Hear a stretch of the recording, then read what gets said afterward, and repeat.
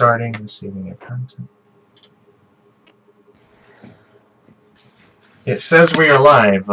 We are live. Can anybody hear us? Can anybody hear Matt? We are live.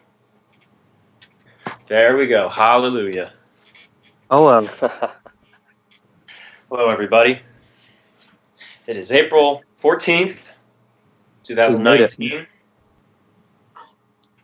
And we are all here to commemorate the 107th anniversary of the sinking of the Titanic.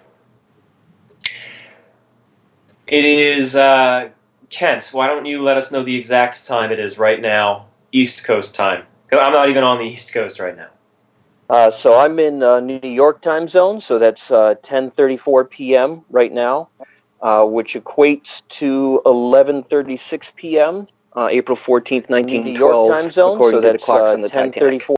Excellent. Right. So we're gonna forego the introduction here, and we're going to jump right into the collision. It's way too close to that time to talk about anything else. Hopefully, in the downtime after the collision, we'll be able to introduce who was here, discuss a little bit of some of the background information, as well as the time difference. I'm looking forward to going into that a little bit. Okay, so 11:36. I'm assuming it's probably 11:37 by now in Titanic time. Let's just set the scene. 11:37 p.m. April 14th, 1912, just before midnight. It is freezing cold out. It is very, very cold. By the way, Kyle, I wanted to let you know we can see your screen. Yes, I just started the animation. It's going to hit in about 100 seconds or less. Okay. We'll address that after the collision as well. First officer William Murdoch is on watch on the bridge. By his side is Sixth Officer James Moody, with Quartermaster Robert Hitchens at the helm. Frederick Fleet and Reginald Lee are in the crow's nest.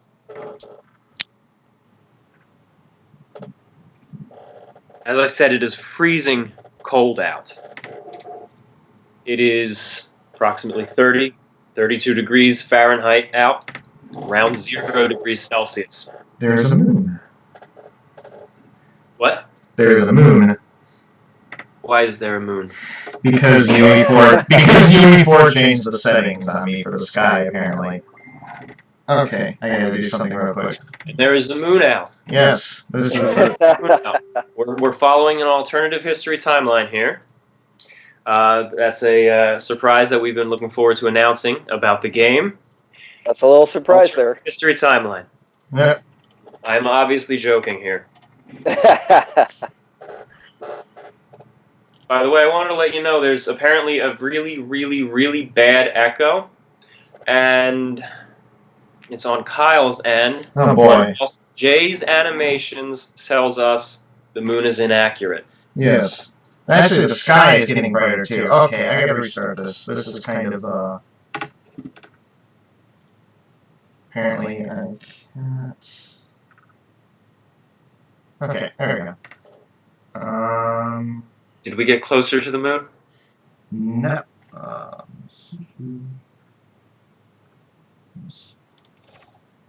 So right now it's 11:39 p.m. ship's time, and this is about the point where they were spotting the iceberg. They were sounding a warning, and First Officer Murdoch on the bridge was deciding how to take evasive action. And just now we've gone 11:40. Now, Kent. So yeah. Since I want to talk to you as the official historian we have here on the stream, let me introduce you real quick, and then I'll ask you the question here. On the stream here, we have obviously myself, Tom Linsky, we have Matthew DeWinkler, we have Kyle Hudak, and we also have J. Kent Layton, co-author of many renowned historical books, including On a Sea of Glass, which I have right here by my side, which is essentially one of the Bibles that you can refer to for Titanic history. So, Kent, we've been exploring a theory a lot lately that Murdoch spotted the iceberg before Fleet.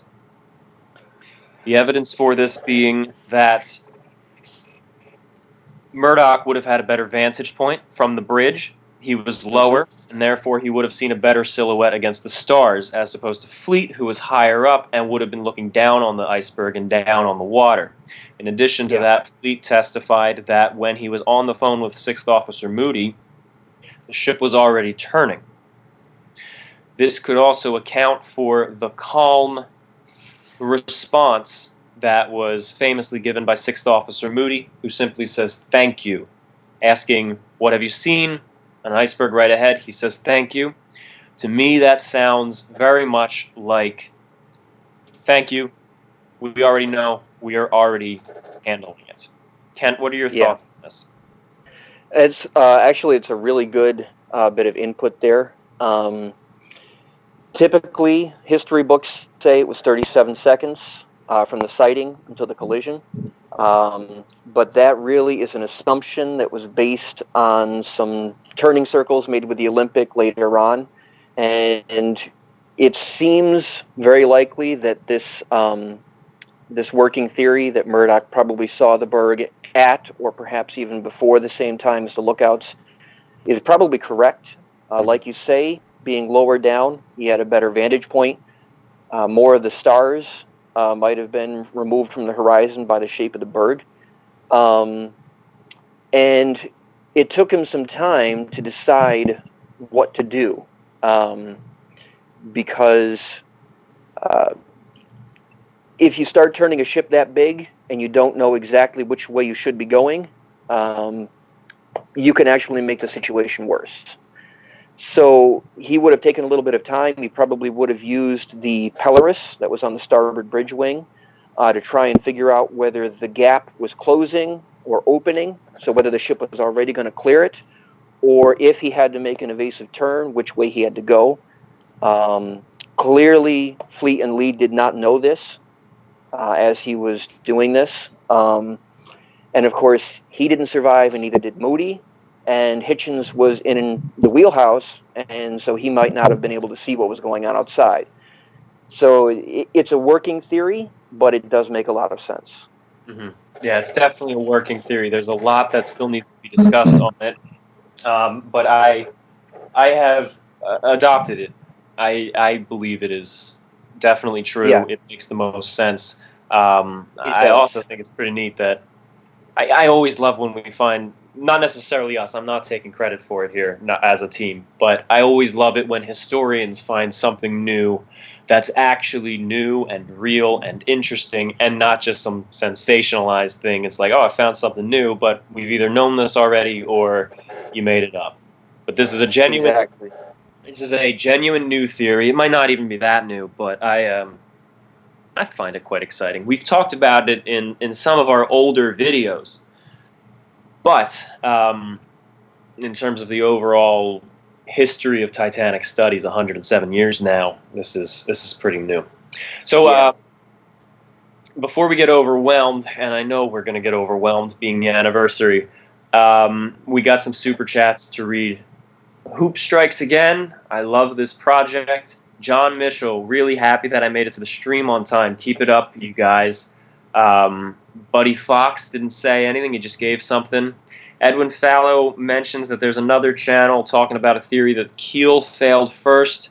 I don't think we should go into that. That's a whole different discussion. That's a bridge too far. Yeah. Tim A says, heck and darn, we've struck a berg. Your pal Engie didn't say anything, just gave $1, and so has LJN369. Alan Salakane, hope I'm pronouncing that right, says we're cutting it close, but glad everything is up and running now. Me too, Alan. Me too. We had a few issues earlier, and then we had technical difficulties now. But you guys have been such a great audience. You've been following us for years. You know that's the tradition with these live streams. And then, of course, J.A. Bristol, fan favorite, local hero on these streams, has given $100. Good evening, Tom. Glad to make it to another stream. How could there have been so much uncertainty as to whether the Titanic broke in two? I understand that no one could see in the dark, but wouldn't they have heard the metal of the ship tearing apart? Austin Bounce House Rentals, been waiting for this. All right, we got some more coming in. I don't want to monopolize time, but I think the approach to this stream and we're going to be doing is going to be a slightly different approach from the previous years. I always want to try to do something unique. Instead of going through the events minutely as we've done in the past, I think we should take broad strokes here, talk about the big picture of what's going on, and then have a back and forth sort of like roundtable discussion about what are your thoughts on this? What could have been happening? Especially since we've got Kent here, and I've bounced a lot of things with Kent back and forth over coming up with the sinking timeline and the storyline of the game. So it's invaluable to have you here, and I think we should definitely take advantage of that, and I know the 1,200 people listening would certainly agree with that. Yes, and it's an honor. It's an honor and a privilege to be here. I really appreciate the invitation. Thank you, Kent. Kyle? yeah, and I don't know if anybody can hear me actually, but if they can you guys let us know?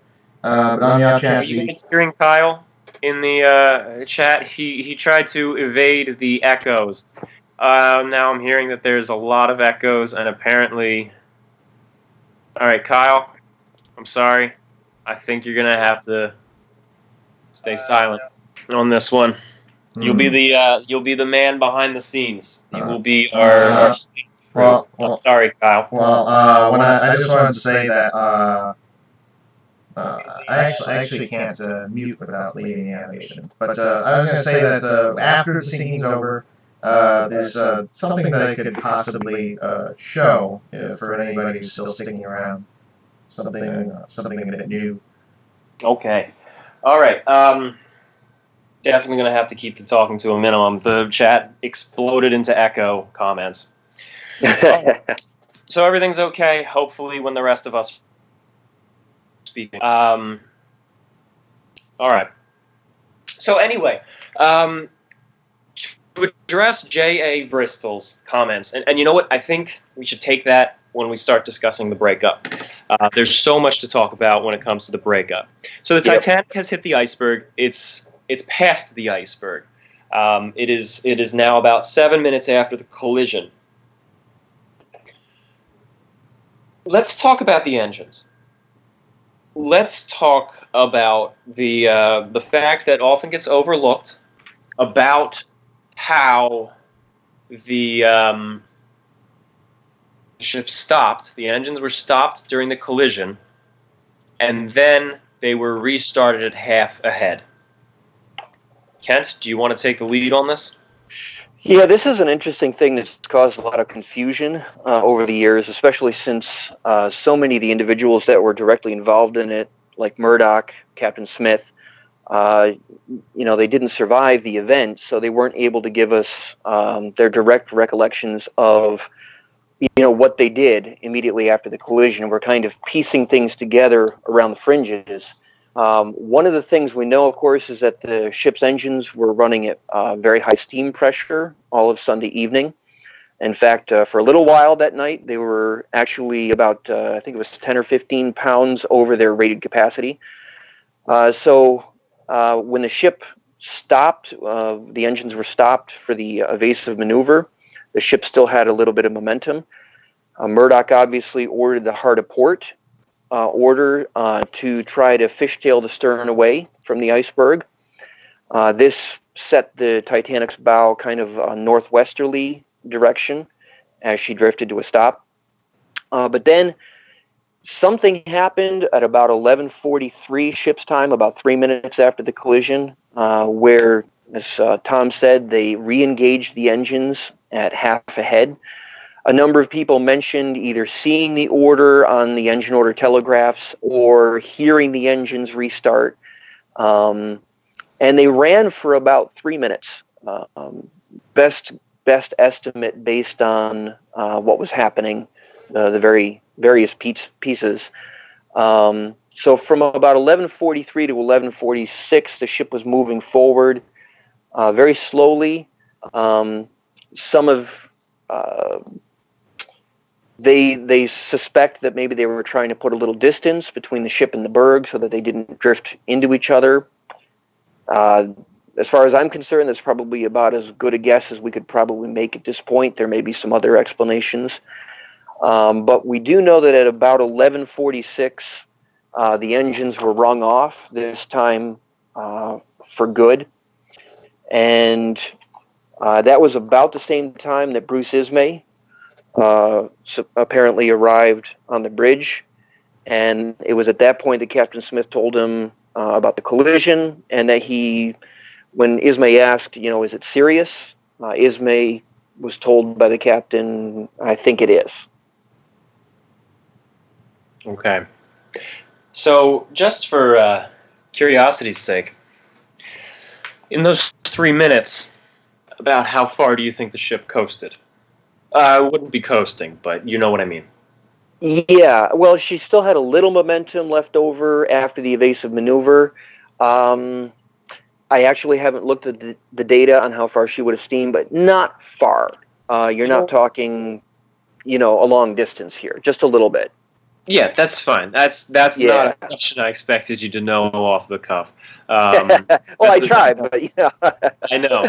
That's a good answer. Okay, thank you. All right. Is there speculation as to why? The best speculation that I've heard, and I'm not up on what everyone out there says, but what really does it for me is that they were trying to put a little distance from the berg. Whether they were afraid they were going to drift into it, or I'm not exactly sure. Maybe they wanted to test maneuvering capability. It's tough to say, just because we're dealing with everything kind of secondhand. Right. Clearly, within just 5 or 6 minutes, things got to a point where it was obvious that something was pretty seriously wrong. And at that point, you don't want to keep driving the ship forward. You don't know what damage has been done underwater. And so at that point, that's when they wrung the engines off. And that was the last time they were in use.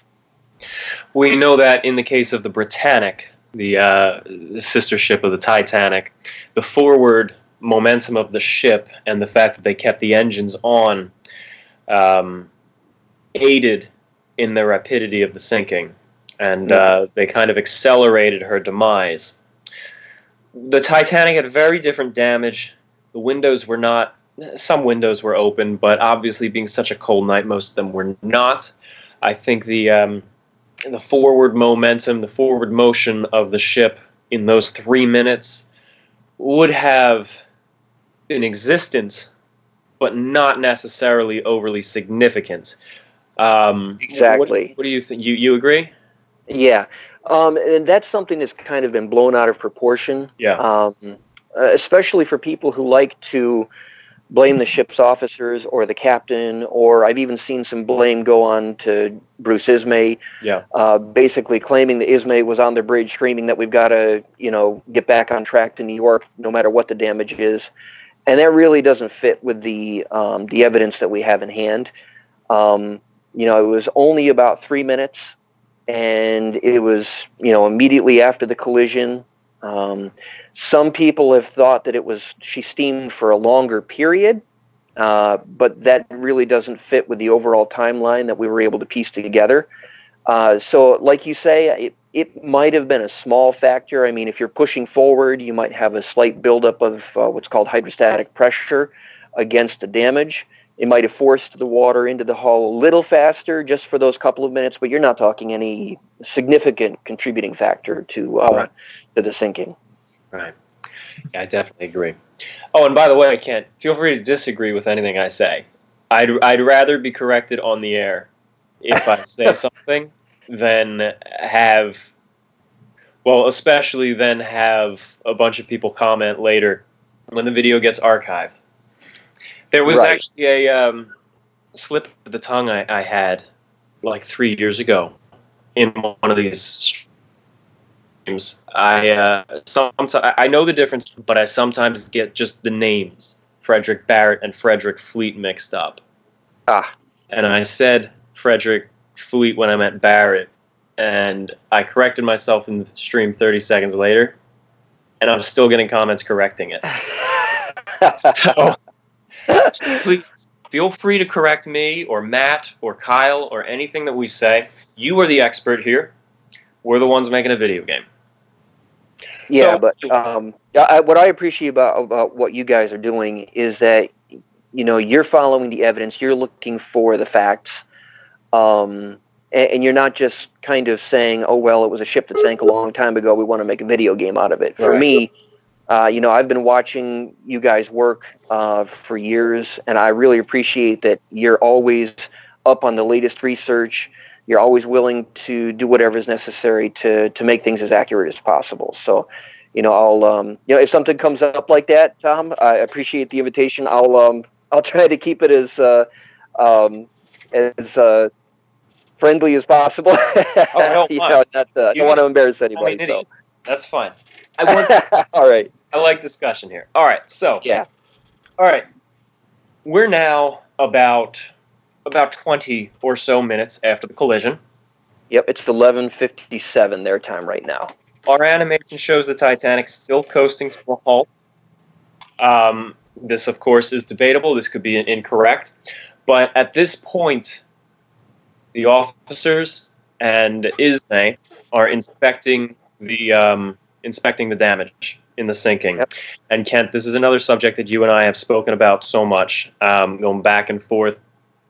Remember not to share any private information about what we discussed in the game. Yep. But yeah, you and I have discussed so much about which officers went where, what were their findings, who they talked to, who they encountered along their route. And so in this time, who was inspecting and what is going on? I remember there's a report that said in the first 10 minutes, this much water was in this compartment, this much water, this many feet of water in the next compartment. Any summary you can give us here? This is what really fascinates me is how fast time passes. It's one thing to Monday morning quarterback things and say, you know, it's absurd to think that it would have taken them an hour to get the first lifeboats into the water. And you hear that a lot. However, we've been talking, I mean, just conversation in a very relaxed, well, as relaxed as you can be when you've got everyone live and they're following you, kind of a relaxed roundtable conversation here, and it's already 11:58 ship's time. I know. So already 18 minutes have passed since the collision, and what's been happening is Thomas Andrews appeared on deck very, very shortly after the collision. It seems that he was probably unprompted, that he came out of his cabin or wherever he was. He was seen forward on the promenade deck. But then by just a short time later, he was seen passing down below decks. And Captain Smith was seen at about 11:52 heading toward the engine room. At 11:55, in the dining saloon, Steward James Johnston saw Thomas Andrews come back up to D deck from below, go forward through the saloon, and then back down toward the mailroom. So at this point, Andrews and Captain Smith are all heavily engaged in trying to assess the damage. And it seems that they had started aft, which kind of makes sense for a collision scenario because the stern of the ship would swing. Maybe they thought the damage was back there first, and they wanted to talk to Chief Engineer Bell, see what he had, you know, what had turned up down there, see if there was damage back there. But now they're coming up and they're moving back through the saloon and taking this shortcut to go back down toward the forward mail hold. Mm-hmm. And so it just shocks me. Now it's midnight ship's time, and it's already 15th of April, and 20 minutes are already gone. And this is just moving around a big ship, climbing upstairs, going downstairs, moving aft 300 or 400 feet along a certain deck, you know, talking to people, comparing notes. All of this investigation is going to take time. Yeah, yeah. We have some very interesting super chats coming in. I want to just address a couple of them. I appreciate Yoshi. Your channel is nothing but class. Thank you. And thank you, Yoshi. You are who I play as in Mario Kart. So thank you very much. That's an honor. Some excellent questions specifically about some of the later events in the sinking. Question about Matt, but he doesn't have to answer that.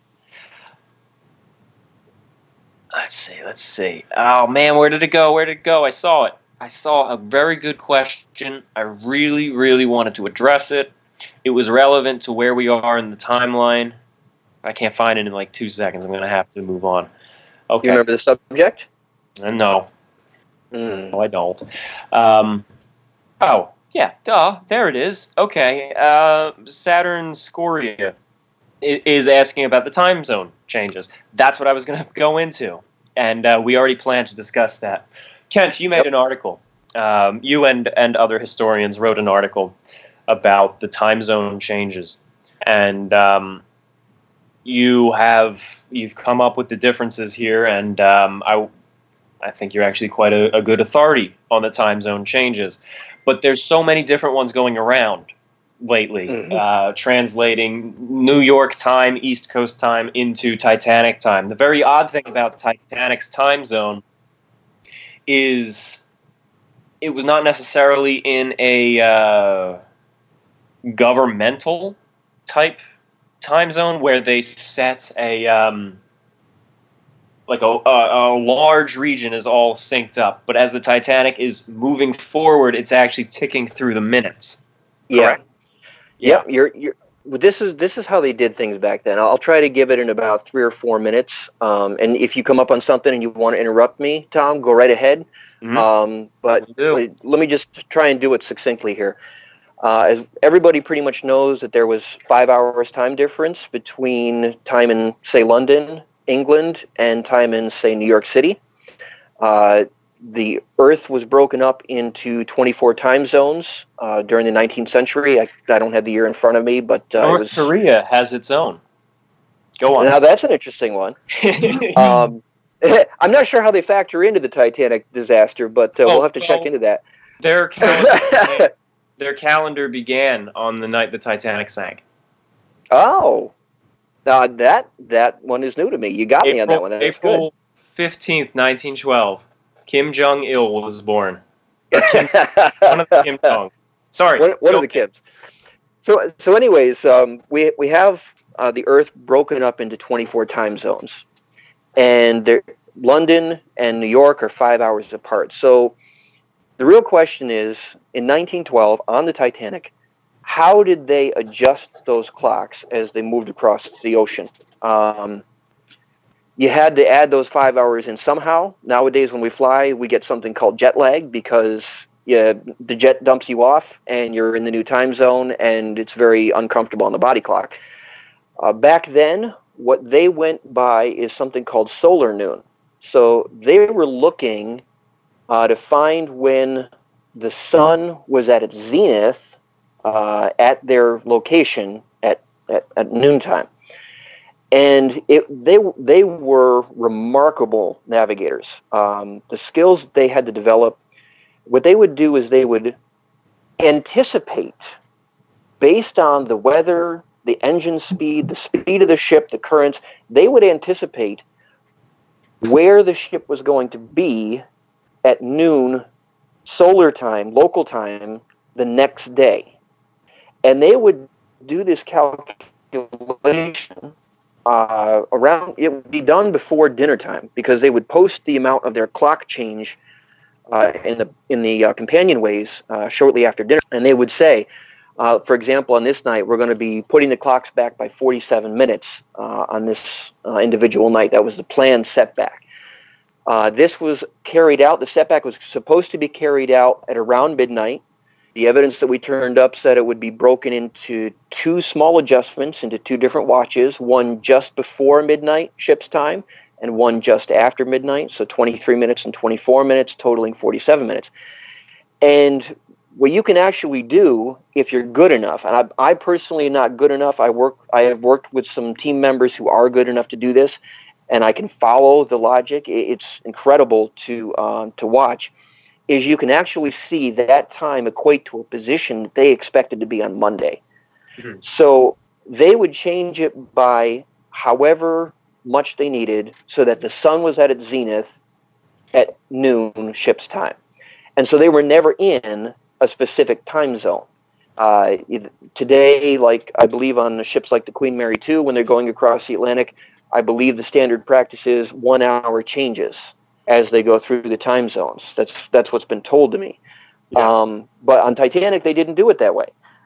So throughout the day on Sunday, right up to the collision, they were running 2 hours and 2 minutes ahead of New York time. And, of course, in 1912, they didn't have daylight saving time or British summer time, depending on which side of the Atlantic you're on. That's something that was implemented during World War I. And so we're on daylight saving time here in the U.S. today, which put us an hour ahead of where we would have been. So you have to take that 2 hour and 2 minute time difference, and you have to cut that by 1 hour. So 11:40 p.m. ship's time in 1912 equated to 9. Yep. We have 1,912 listeners right now. Carry on. Yeah, that's a good number. So they were running 2 hours and 2 minutes ahead. So the collision time would have equated to 9:38 p.m. New York time. Nowadays, now that we're an hour ahead, that's 10:38 p.m. Eastern Standard Time here in 2019.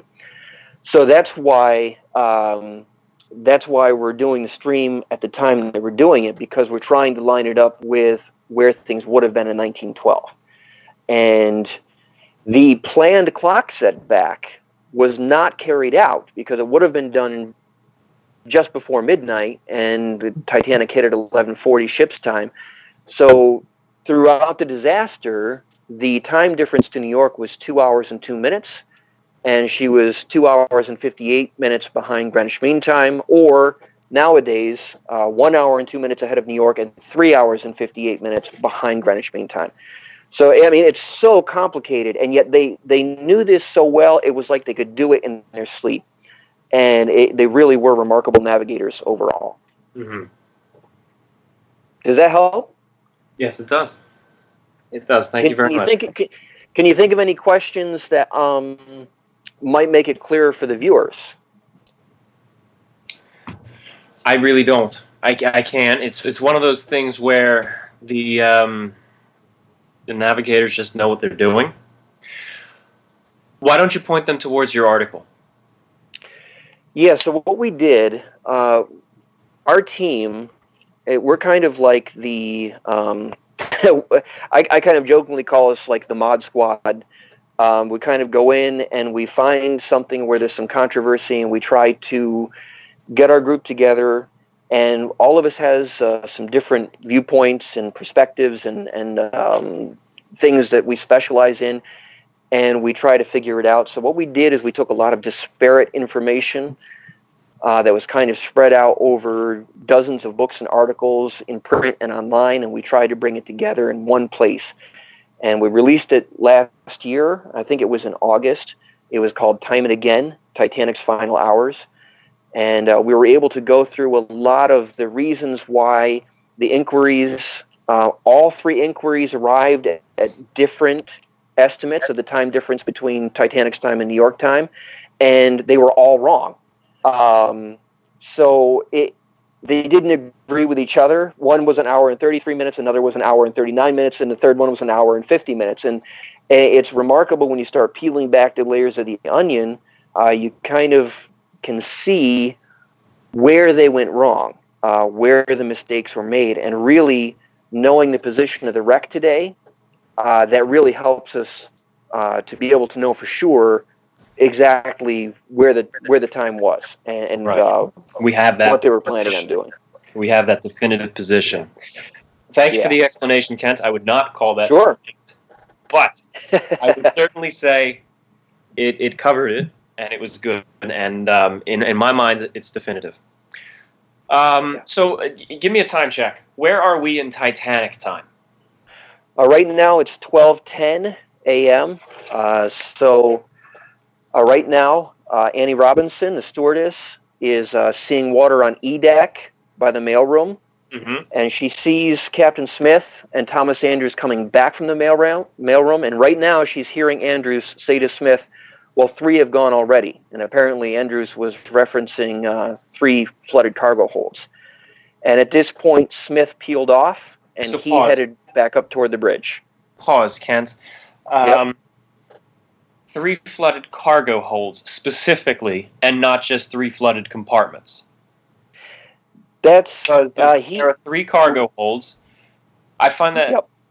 I'll let you explain because I just find that a bit odd. Yeah, because the exact words that she recalled Andrews saying were, "Well, 3 have gone already, Captain." Logically speaking, what compartments would he have been speaking about? We know that the forepeak tank had been punctured because it was noted that that was flooding, but that the storeroom above the tank, was dry. So would Andrews have been talking about the peak tank? Probably not. Did he even know that the peak tank was flooded at that point? I'm not sure. But one thing he did know was that the 3 compartments that he had access to were flooded. Okay. Very likely that was the 3 cargo holds. It's what makes sense. It's a logical interpretation of his words. Of course, we can't be dogmatic about it. I see what you're saying. You're saying when he says 3 have gone already, he does mean 3 compartments, which happen to be the 3 cargo holds. It was very likely. It was not a statement of 3 of the cargo holds have gone already. Exactly.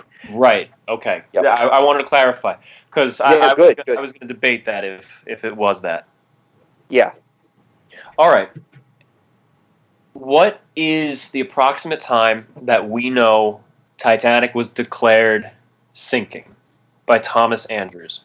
It must be right before the first distress calls go out and the order to evacuate begins. Exactly. And it's tough to pin down the times, but when you put the puzzle pieces around the edges, you kind of can work backwards and you kind of come up with a pretty reasonable conclusion on the time. We know that at 12:22 a.m. on Titanic's ship time, which would be, let's see, we're at 12:13, so we're in about 9 minutes from now. Thomas Andrews was observed, because he was well known among the passengers and crew, he was seen rushing up the forward grand staircase. He was literally taking steps 3 at a time, we're told. The first-class passenger, Anna Warren, she saw him on D-deck heading up, and she actually said that she thought that he had a look of terror on his face. So where was he going? That's a really good question. Well, William Sloper saw Andrews continuing up the stairs a couple of decks above that, and he thought that Andrews looked worried. So clearly, Andrews had discovered by about 12:22 a.m. that the situation was unsalvageable, and he had to get to Captain Smith very quickly. Smith knew the situation was serious when they had broken up at 12:10, but apparently Smith didn't know it was done. It was a done deal. So we know that was at about 12:22 a.m. that he was spotted going up the stairs. We could probably say that by 12:25 a.m. ship's time, Andrews and Captain Smith had probably met up and were discussing the fact that it was game over. So we still have a few minutes to that point. Yeah. So it's 12:15 right now, so we have about 10 minutes before they would have met up, and that would have been, she's gone. At this point, the postal workers are still pulling letters and parcels up the stairs. Correct? Yeah, it would seem that way. Okay. Yep. Let's address some of these super chats. There's a couple interesting ones about damage control. J.A. Bristol says he's heard a theory that mattresses could be dropped over the side to be sucked up against the hull of the ship's hull. I've heard that. I've heard that in one of the James Cameron documentaries, actually. That's a potential theory. I always found it to be silly, but I wanted to let you guys know that there are instances of that actually happening. From what I understand, it's always on smaller ships, with the damage being so far below the surface of the Titanic, and quite honestly, them not knowing exactly where it is, and the length of the damage in reality, which they were not fully aware of at the time, I don't think that would have been viable. I think that's something that maybe might have crossed their minds if they were on a smaller ship, but on the Titanic, that would have been absolutely impossible. I tend to agree with that assessment personally. They had what were called collision mats, and they would, in the case of a small collision, they would put them over the side, and the water coming into the hull would take the collision mats and really pull them in again, tight against the hull, and then they would try to fasten them and make them stay in position to try and stop that flooding. But as you say, I mean, you're talking about a line of damage all the way from the forepeak tank all the way through boiler room number 6 and poking just past the bulkhead into boiler room number 5. That is an incredible amount of damage. And we're talking after the forward funnel, that's a significant length of the ship. Exactly.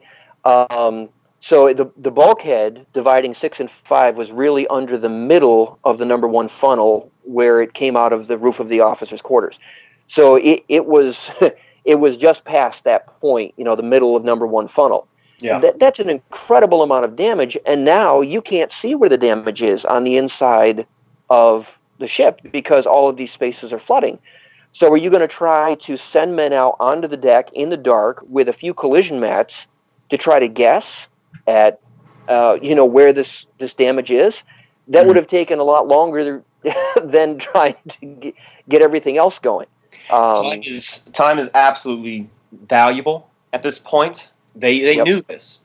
We like to look back. You were saying a lot of people scoff at the fact that it took them an hour to get the first lifeboat away. But they knew how critical time was. They would not have wasted their time doing anything like this because they knew if it's going down, we got to get these boats away. So even though there was that hour was not necessarily wasted. At least not deliberately. No, not at all. In fact, we found solid evidence that they were preparing the lifeboats, just getting things ready before they knew the ship was doomed, just in case they needed them. And of course, in the end, this proved to be a huge a boon to the evacuation effort. So they certainly weren't wasting time. The idea that they were just kind of standing around on the deck and chatting for an hour, it's just this. It keeps getting recycled because I think a lot of people like to try to place blame, and they try to Monday morning quarterback it. They say, "Oh, I would have, I would have done things differently." Yeah. But it doesn't. It doesn't hold up when you really play it out in real time. I mean, right now, it's already 12:19 a.m.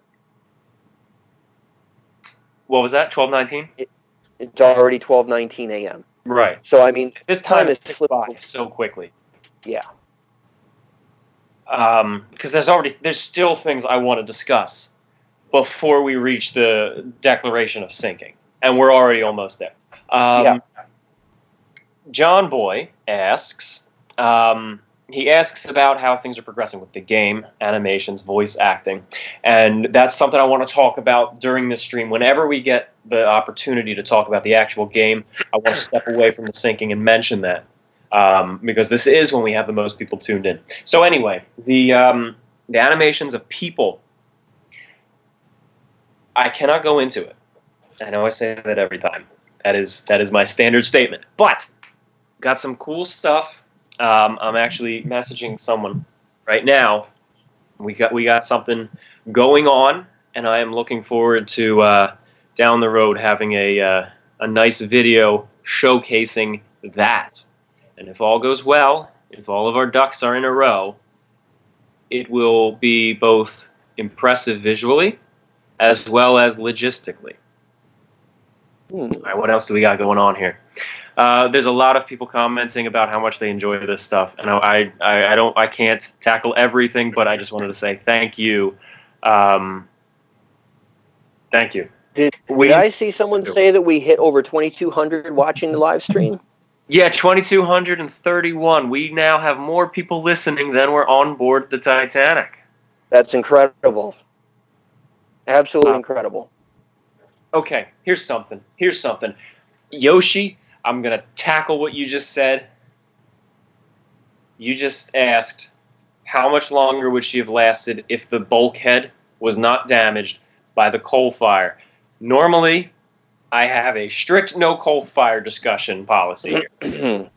But since we got Kent, why don't we open that can of worms if we can shove it back in within 4 minutes? Go ahead, Kent.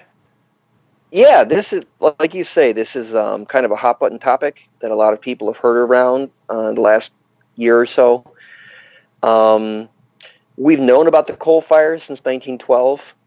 There was a lot of testimony about it in the inquiries, and it was basically decided that it really didn't play much of a factor in things, and so they really didn't dig too deeply in the inquiries to get all the details, which is kind of frustrating for us today, because sometimes when you're reading the testimony, just when things are getting juicy, it's like, okay, Lord Mercy or one of the other questioners would be like, all right, I'm done here. This really didn't seem to have much bearing on things. We kind of got to move on here. But in the last couple of years, this has really heated up, no pun intended. And the implication that I've seen out there in the last year or two is that Titanic was basically all but ablaze. There are animations out there with huge flames and yeah. You would think it pulled a Normandy almost.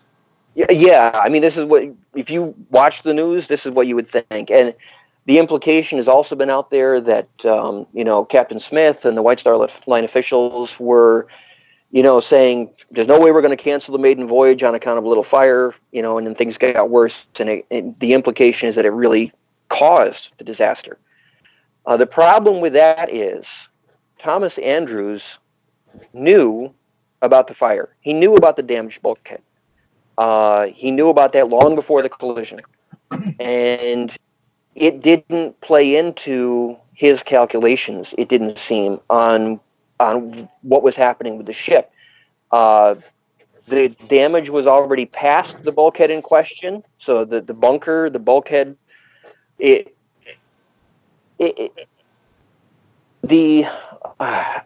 just trying to find the right words to kind of, how do you do it in a 4-minute window here? You're doing well. I'm trying.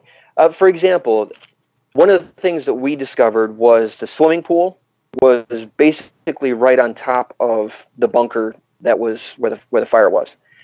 And if the fire had been so hot in that bunker, especially on Sunday, that it had, seriously damaged the hull of the ship, weakening it to the point where the bulkhead just collapsed under the weight of the water. You would think that because heat rises, you'd think that the pool would have been like a steaming cauldron. And yet we know that the pool was in use right up through Sunday morning. We know Gracie was in the pool. He said it was heated to a refreshing temperature. He didn't say it was boiling hot. So where was all that heat going? That's clearly there wasn't enough heat to disrupt anything above in the pool. Third-class passengers weren't complaining about smoke. Their quarters were in that general vicinity above where the fire was. And really, the process of the ship's bow being pulled down by the weight of the water in the front of the ship meant that the water was going to come over the tops of the bulkheads at some point. The ship was doomed, and whether the way the water filled boiler room number 5 when there was that rush of water that was reported, it actually seems like the water had filled the bunker, and that the bunker bulkhead or the door that held the bunker closed failed, not the primary bulkhead itself. Right. A door that was never meant to be watertight. Exactly. So what effect did the fire have on the sinking? Little to none. Yeah. We can really sum it up that way. We, of course, do... So let me just interrupt you for a second, Tom, because it's gone 12:26 ship's time. Right. So clearly, right now, Captain Smith now knows that the ship is gone for. I didn't want to interrupt your train of thought. I just figured I'd point it out. At 12:27, the first distress call is sent. So that comes up in just a few seconds. And actually, it was transmitted with a position of 41 degrees, 46 minutes north, 50 degrees, 24 minutes west. Kind of gives you an idea of how much they were rushing to get that distress position ready if they needed it. The initial distress call was actually off by a factor of 7 miles beyond where the 14 minutes west was. So actually, the first one, which was apparently done by Captain Smith, put them 20 miles west of where they actually were.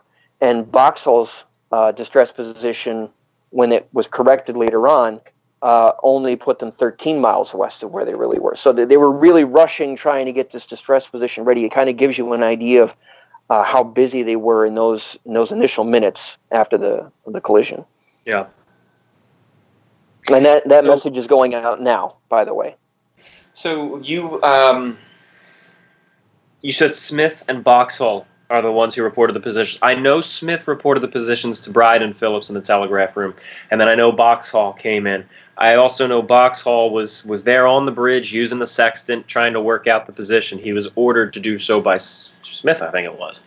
But that first report of their actual location that Smith gave them, what do you think that was based off of? Do you think he worked that out himself? Do you think that was just the last known position of the Titanic when they last did a reading, or what? What do you think? It's funny that you ask that, because we know that right about now, at about 12:27 a.m., Boxall encountered Captain Smith on the deck, and this was at a point when Captain Smith, he asks the captain, "Is the situation serious?" And Smith says it is. He tells him that Andrews has given the ship an hour to an hour and a half to live at that point. And it's funny because Boxall asked the captain, what position did you send? And Captain Smith told him what he had based that position on, which was the dead reckoning position.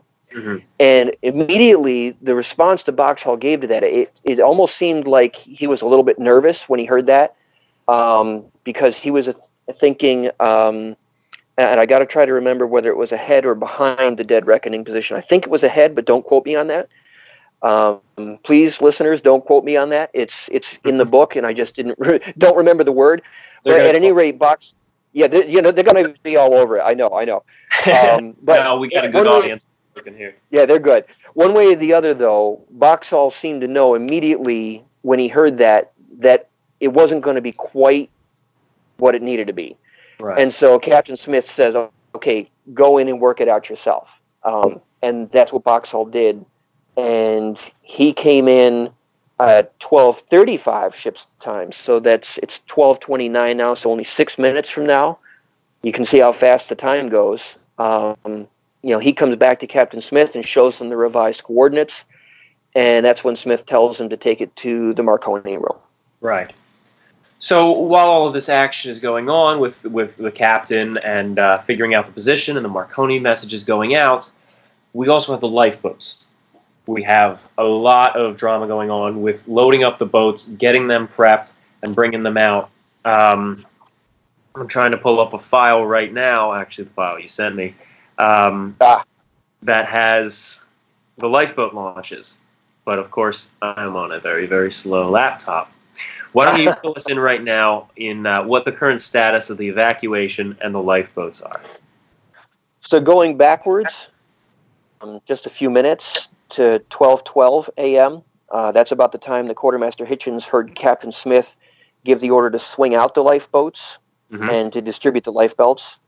That was before he knew the ship was doomed. You can see how proactive they were really being. They knew the situation was serious. They weren't going to take any risks. They said, "Let's get these lifeboats ready." So moving forward, I mean, this is a huge operation. This is all done by manpower. They had mechanical assistance. You know, the boats are lashed to the deck. They have these chains, the snubbing chains that hold them to the deck so they don't swing around in bad weather or in rough seas. They have to break the snubbing chains. They have to get out the handles. They have to crank each one of these davits out so that the boats are hanging over the sea. And that's after the boats had to be uncovered. I mean, so you're looking at with 16 lifeboats under davits, 14 of which, not counting the two collapsibles, you're looking at an enormous effort. And when you add into that the kind of the crew kind of found out piecemeal what was going on, because remember, they didn't have a PA system at the time. So, you know, people would show up on deck and an officer looking for a couple of hands would say, "Hey, you here, help me do this." Right. And it was really that kind of system all up and down the length of the boat deck. And so now you've got this very noisy situation playing out where you've got steam blowing off from the funnels. Even now, the steam is blowing off. It creates a thunderous racket so that you really can't talk to anyone. Lightoller later said years later that you basically kind of had to go up to a guy, tap him on the shoulder, gesture, show him what you wanted him to do, and then he would go do it. Then you have the noise of the cranks and noise of the chains being broken, and it was a very not a very peaceful scene at this point on the deck.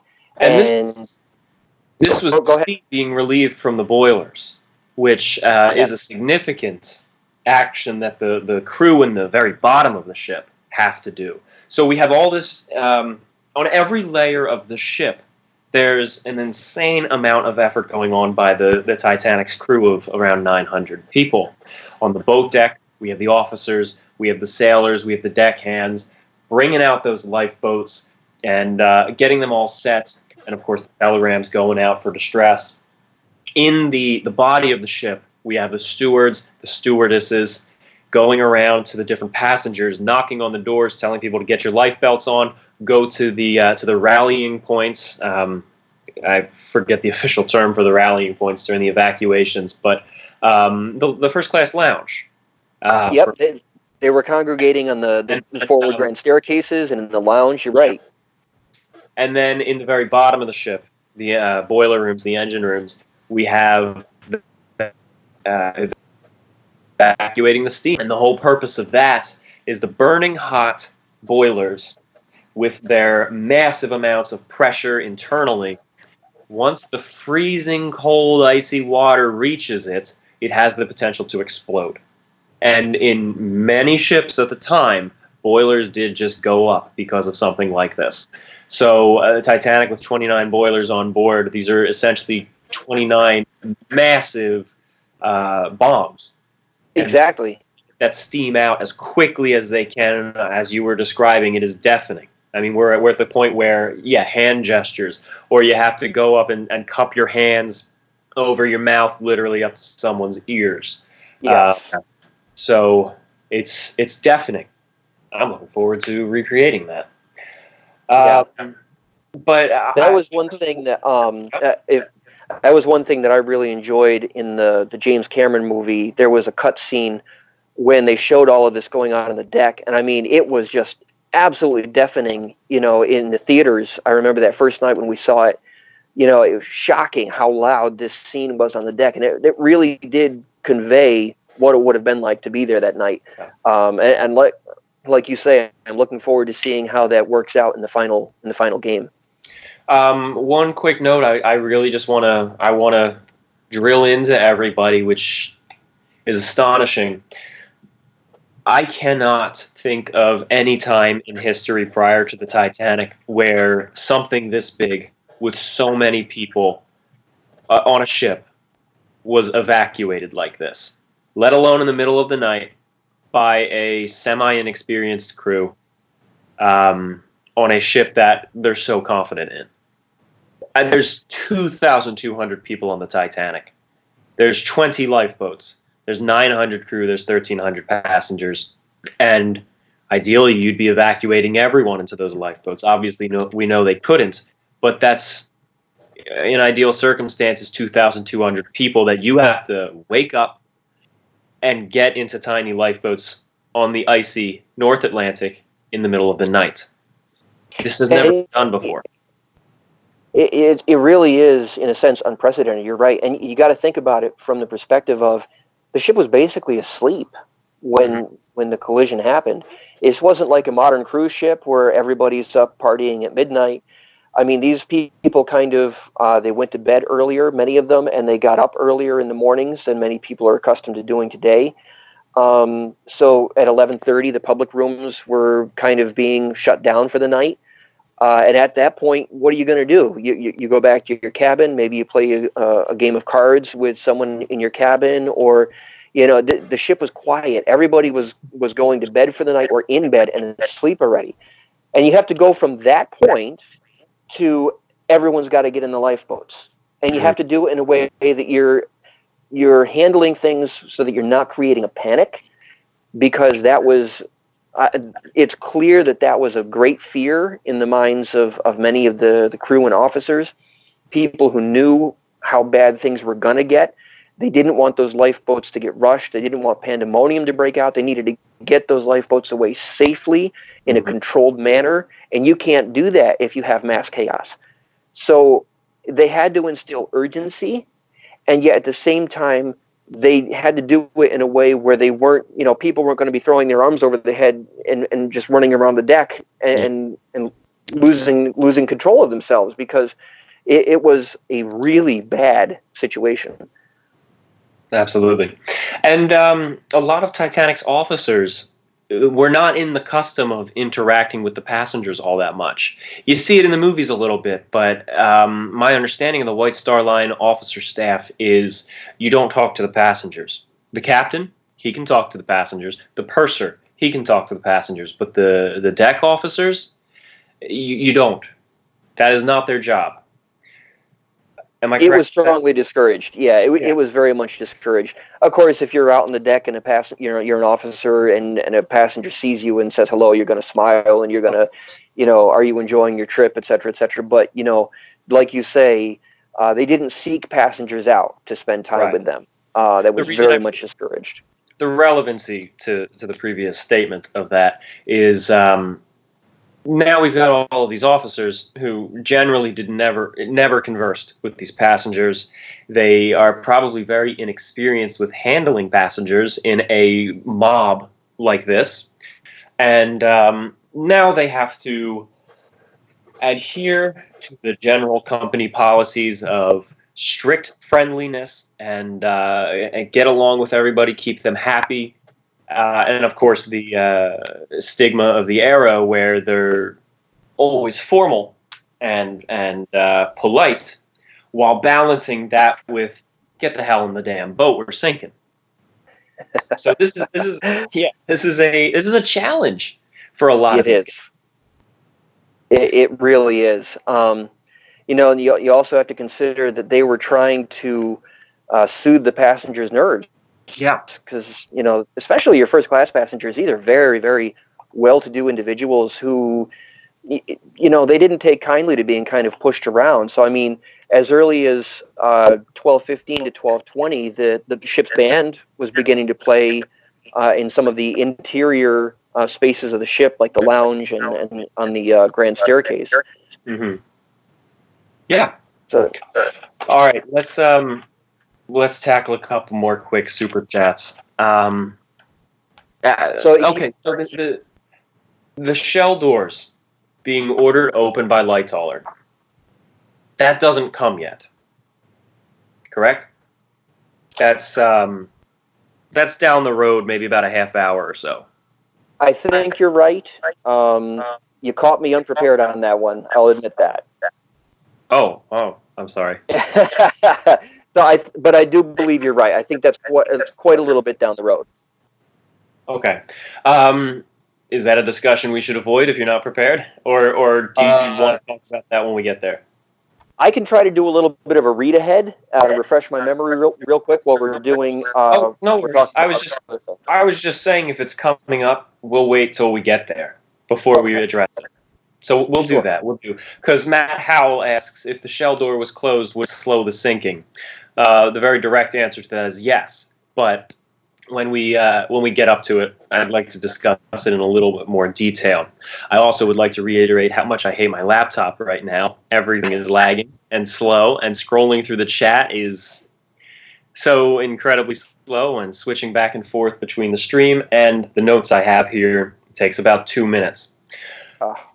All right, so... Oh, and I just lost the stream. All right, carrying on, improvising.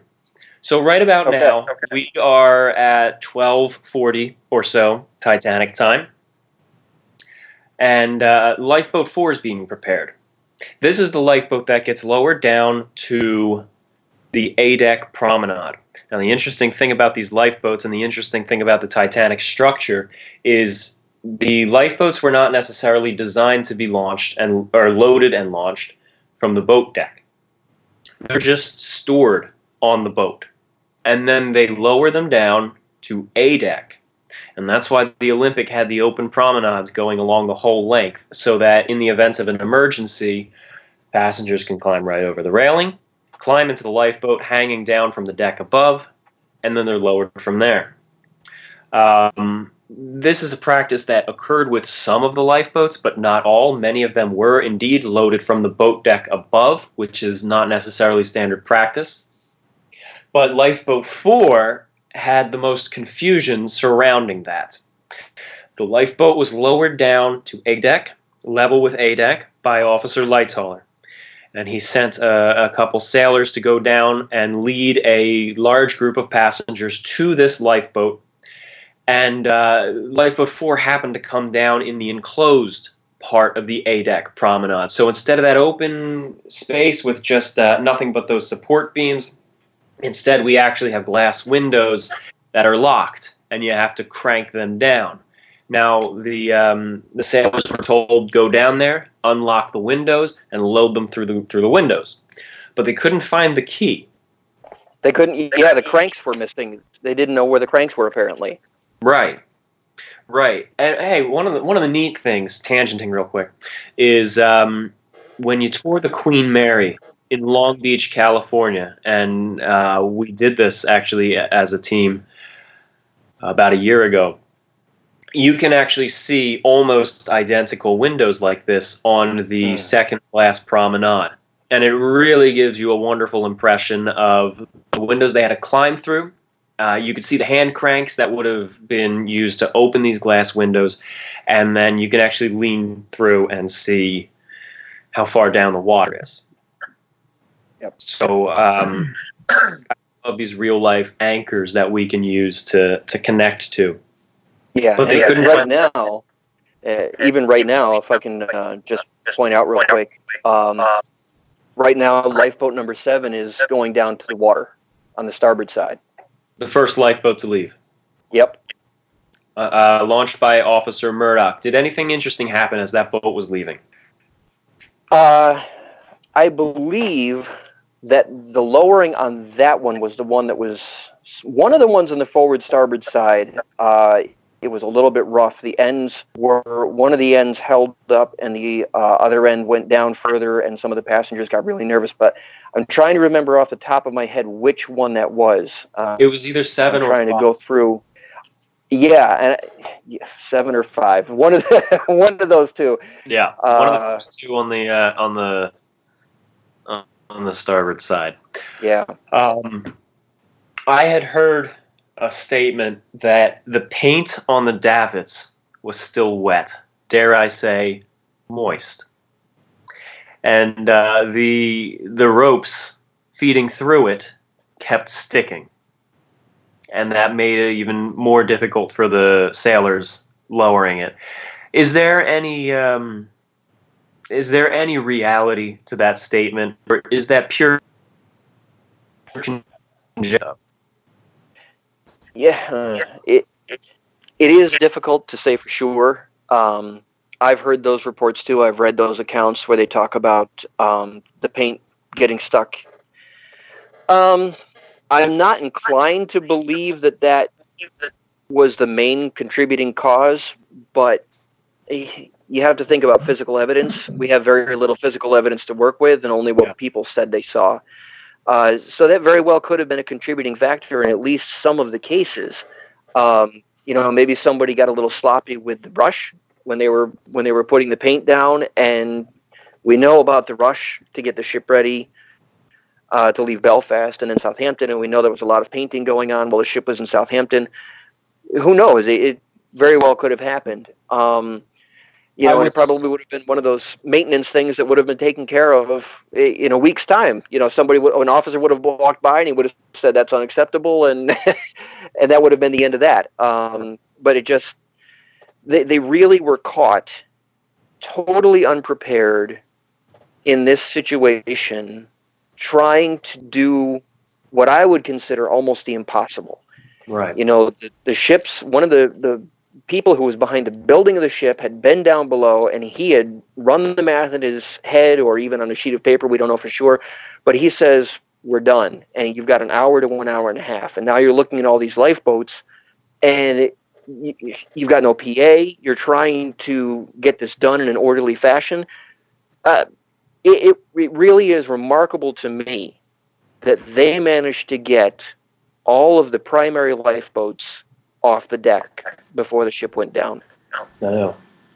It's incredible. And the two collapsibles. The remaining two collapsibles that they were not successful in launching, but instead had to float off. I firmly believe that those lifeboats, those collapsibles, were just never intended to be used. There was no convenient way of getting them down off the officer's quarters roof, onto the boat deck, past the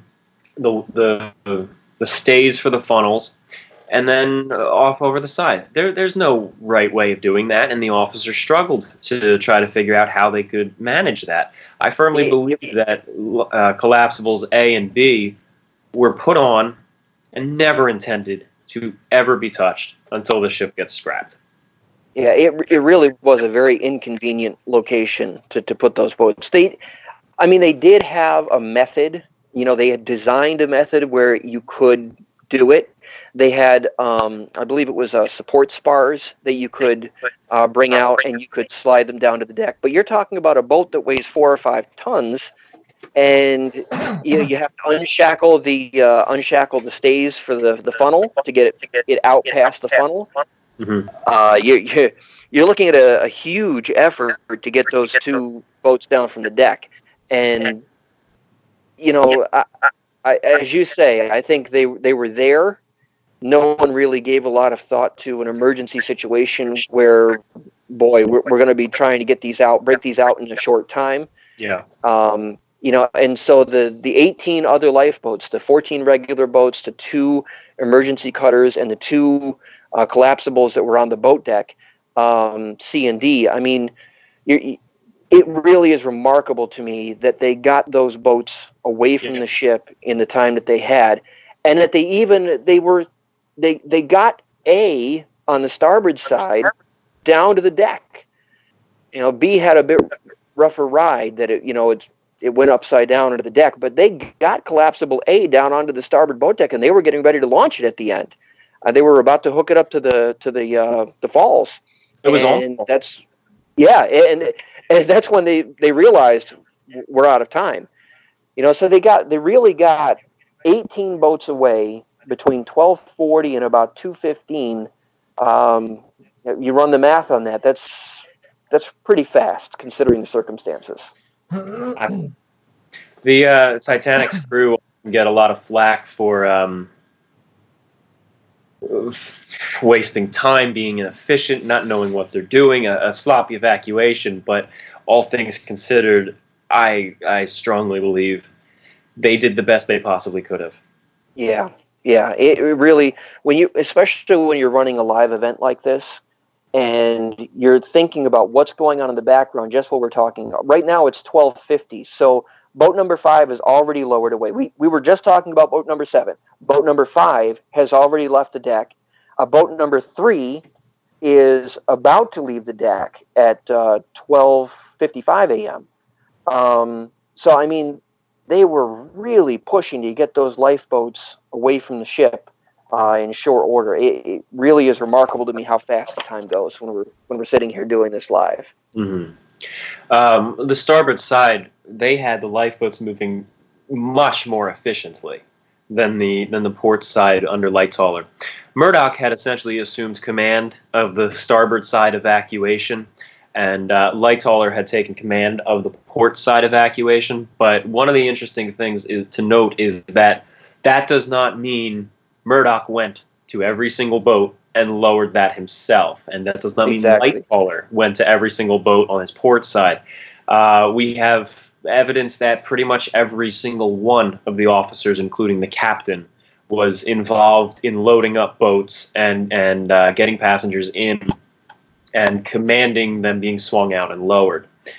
Yeah. And even Bruce Ismay, this is one of my personal favorite stories for what was happening. This just happened, was that Ismay he got underfoot when it came to boat number 5.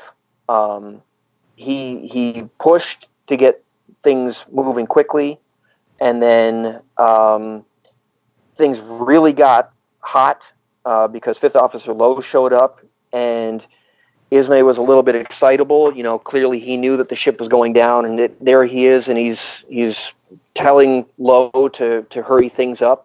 Well, Lowe was pissed off from the begining of the night. He was in a lousy mood the entire time, so he's already testy. He had a tough night because he probably suspected that he was, after the fact, that he was going to get into trouble because, remember, he overslept. So this was not Lowe's night at all. He gets on the deck late.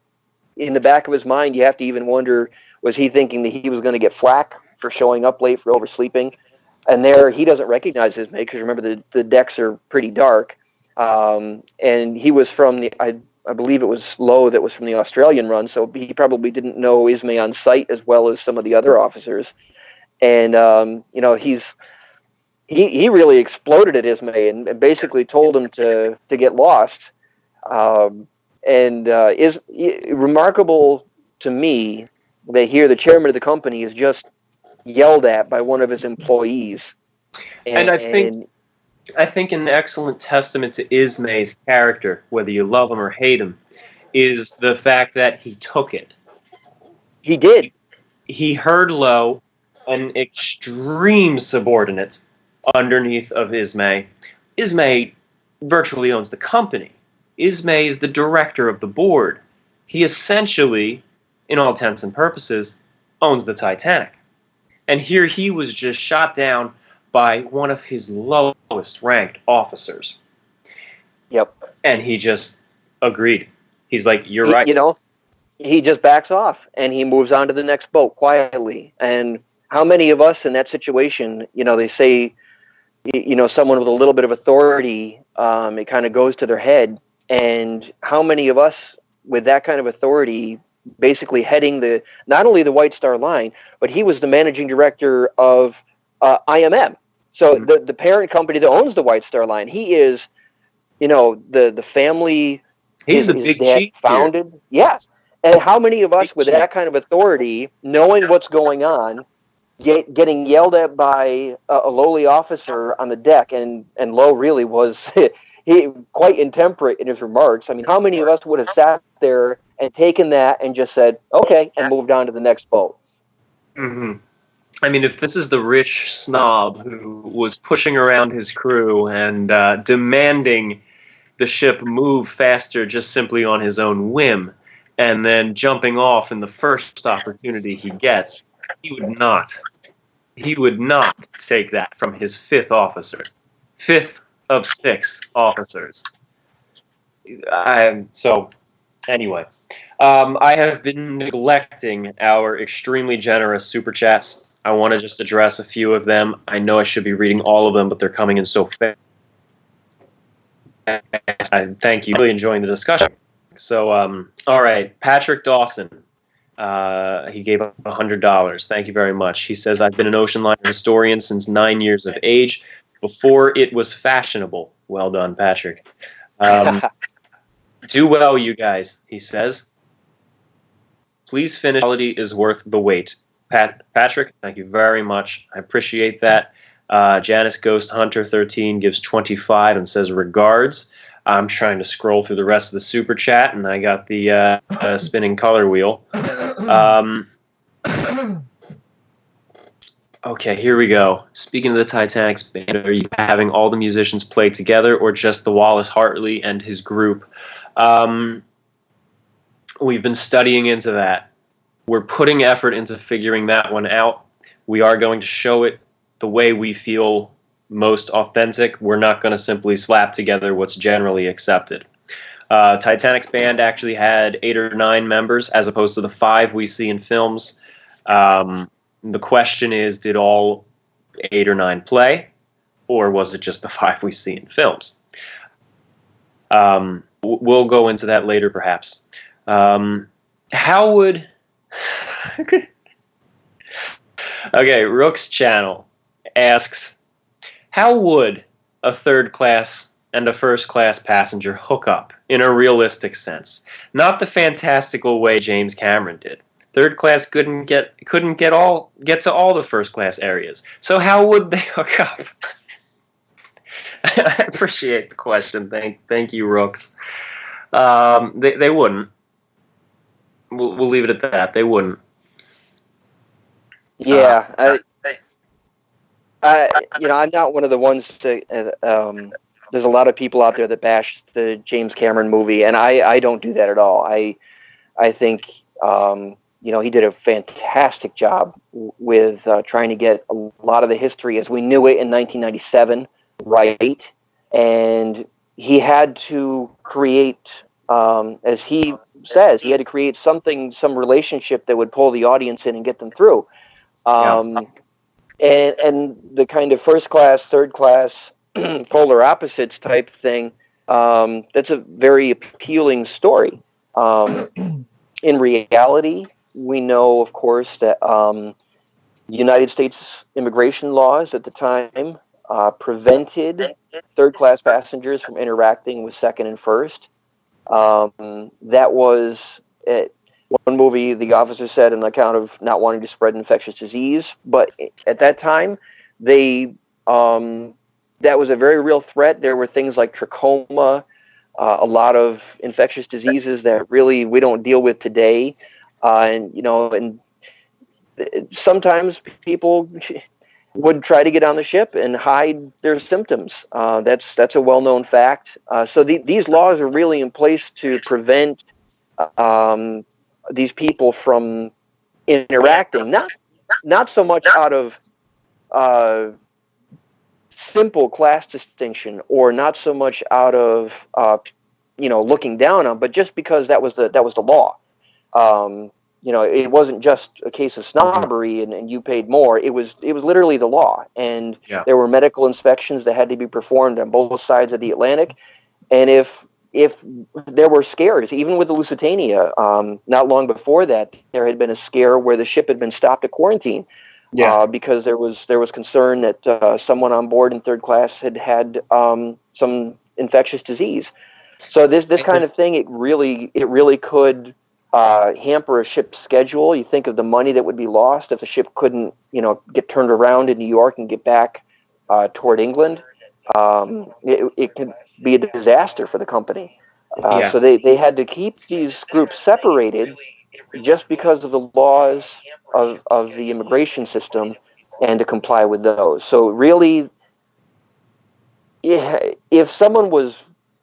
There are stories out there on different ships of very enterprising individuals managing to break, through a class barrier and sneak up into second class from third, or even into first class. I mean, but how authentic are these stories? Sometimes it's difficult to say because, for one, the clothing would have made it kind of obvious that you weren't, a first class passenger, and if you were kind of loitering around in a first class space and you weren't wearing high-end clothes, you probably would have looked very out of place, and somebody would have caught you and said, "Hey, you got to get back to where you belong." But how? it's a good question, though. It's interesting. Yeah, it's a fun question. As you were saying, there's other stories of ships getting put into quarantine, not just because of actual suspicions, but actual breakouts on these ships, to the point where everyone on board is getting infected with a disease, and in some cases to almost absolute fatality. I know one of the theories about the Mary Celeste is they all got a disease and died, but that was a much smaller scale. There's a very early ocean liner, might actually have just been a sailing ship, that was trying to come into the Halifax harbor in the early 1800s, I think it was, mid 1800s, and a disease broke out. I think it might have been typhus, typhoid, and they almost all got it, and they were turned away and sent to an island in the harbor, where they had to stay. And many of them died. In fact, the only ones who were willing to go out to them and treat them and care for them were nuns. I wish I knew more details in that. But the thought, just imagine being in such a confined space as a ship, no matter how big it is, the Titanic or one of the significantly smaller liners, and a virus is just spreading. It can get to everyone. In fact, the barriers between first, second, and third class in some cases might not be enough. So that's where it's coming from. We look back on it from 2019, where many of these diseases and viruses have been eradicated or at least extremely controlled. And we just simply don't see the reasons for it. And to be in all honesty, to be completely honest with you, everyone in every class on the Titanic understood and agreed.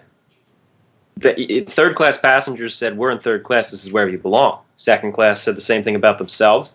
There wasn't the resentment you see in a lot of movies and documentaries. There wasn't the resentment of third class as the have-nots looking up at the haves in the upper class. That's kind of a very modernistic take, because in our modern lifestyles, we've been able to successfully and fortunately remove many of the negative aspects of daily life that would require that sort of class segregation. So we are very, very fortunate nowadays to be able to live in a society where when we see first class and we see third class, the only difference we're able to see is the amount of money they have. I think it's honestly very fortunate, because back then you would have seen so many differences. You would have seen quality of life differences, health differences. We're lucky. I'm sorry. I don't mean to get preachy, but that's why you see a lot of the stuff. Yeah, you see a lot of animosity now that you did not see, back in 1912. As they said, people really didn't question. They aspired to make more money. They did their best, but very, very different times. I think increasingly it's very difficult for us to understand the thinking in 1912, and we tend to go into it kind of with 2019 colored glasses and look at it through those frames at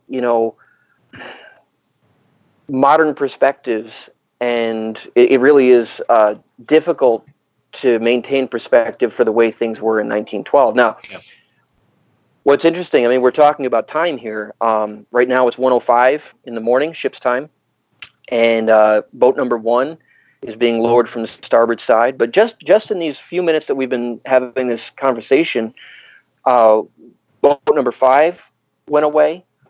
Boat number 3 went away at 12:55. the whole fiasco around boat number 4, they waited for a little while and then they moved on from there. Lightoller was working on boat number 6, and at 1 a.m., boat number 8 was lowered away, and Captain Smith told the crew to row toward the ship on the horizon. And then at 1:05, boat number 1 goes away from the starboard side. So, I mean, while we've just been kind of talking here for a very short time, events have really been moving along very quickly with the evacuation. Yeah. It goes by fast. It always goes by fast. John Holland gave 5,000 yen, which last time I went to Japan, that equated to about 50 US. Well done, everybody. In loving memory of Jack Phillips, the members of the band, and the entire staff of the a la carte restaurant. Thank you, John. And also, yes, absolutely, I appreciate the memorial to those heroes. Let's talk a little bit, while you've just recently mentioned it, let's talk about the ship on the horizon. It is popularly accepted to be the Californian, but there are people on... There is a minority of people who believe that that is not the Californian. That is some other ship. Some have speculated it's a whaling ship. Some have speculated it's a mystery ship. What are your thoughts on that? Well, it's a hot button topic, and I try to be reasonable about the whole thing. One thing that I really kind of rankles me is the way in the inquiries there was really a kind of a rush to judgment on the part of some, and they really dealt quite unpleasantly with Captain Lord himself of the Californian. I personally think that you need to separate the man and how he was treated when you're looking back at it from what should he or his officers have done. Right. You kind of have to remove the emotional aspect of it and just look at, okay, they admitted that they saw a ship on the horizon, they saw rockets, and they did very little. Whether the ship looked okay or not, they didn't do a lot. And according to maritime regulation, they had a duty to at least try to investigate what was going on. I mean, it kind of makes sense. You're stopped in the ice, you see something curious, try to figure out what it is. Is it a ship in distress? Is it another ship just firing off company signals? Just try to find out what it is. Repeatedly, those officers went to Captain Lord, who was resting on the chart room settee, and he would tell them, keep trying. And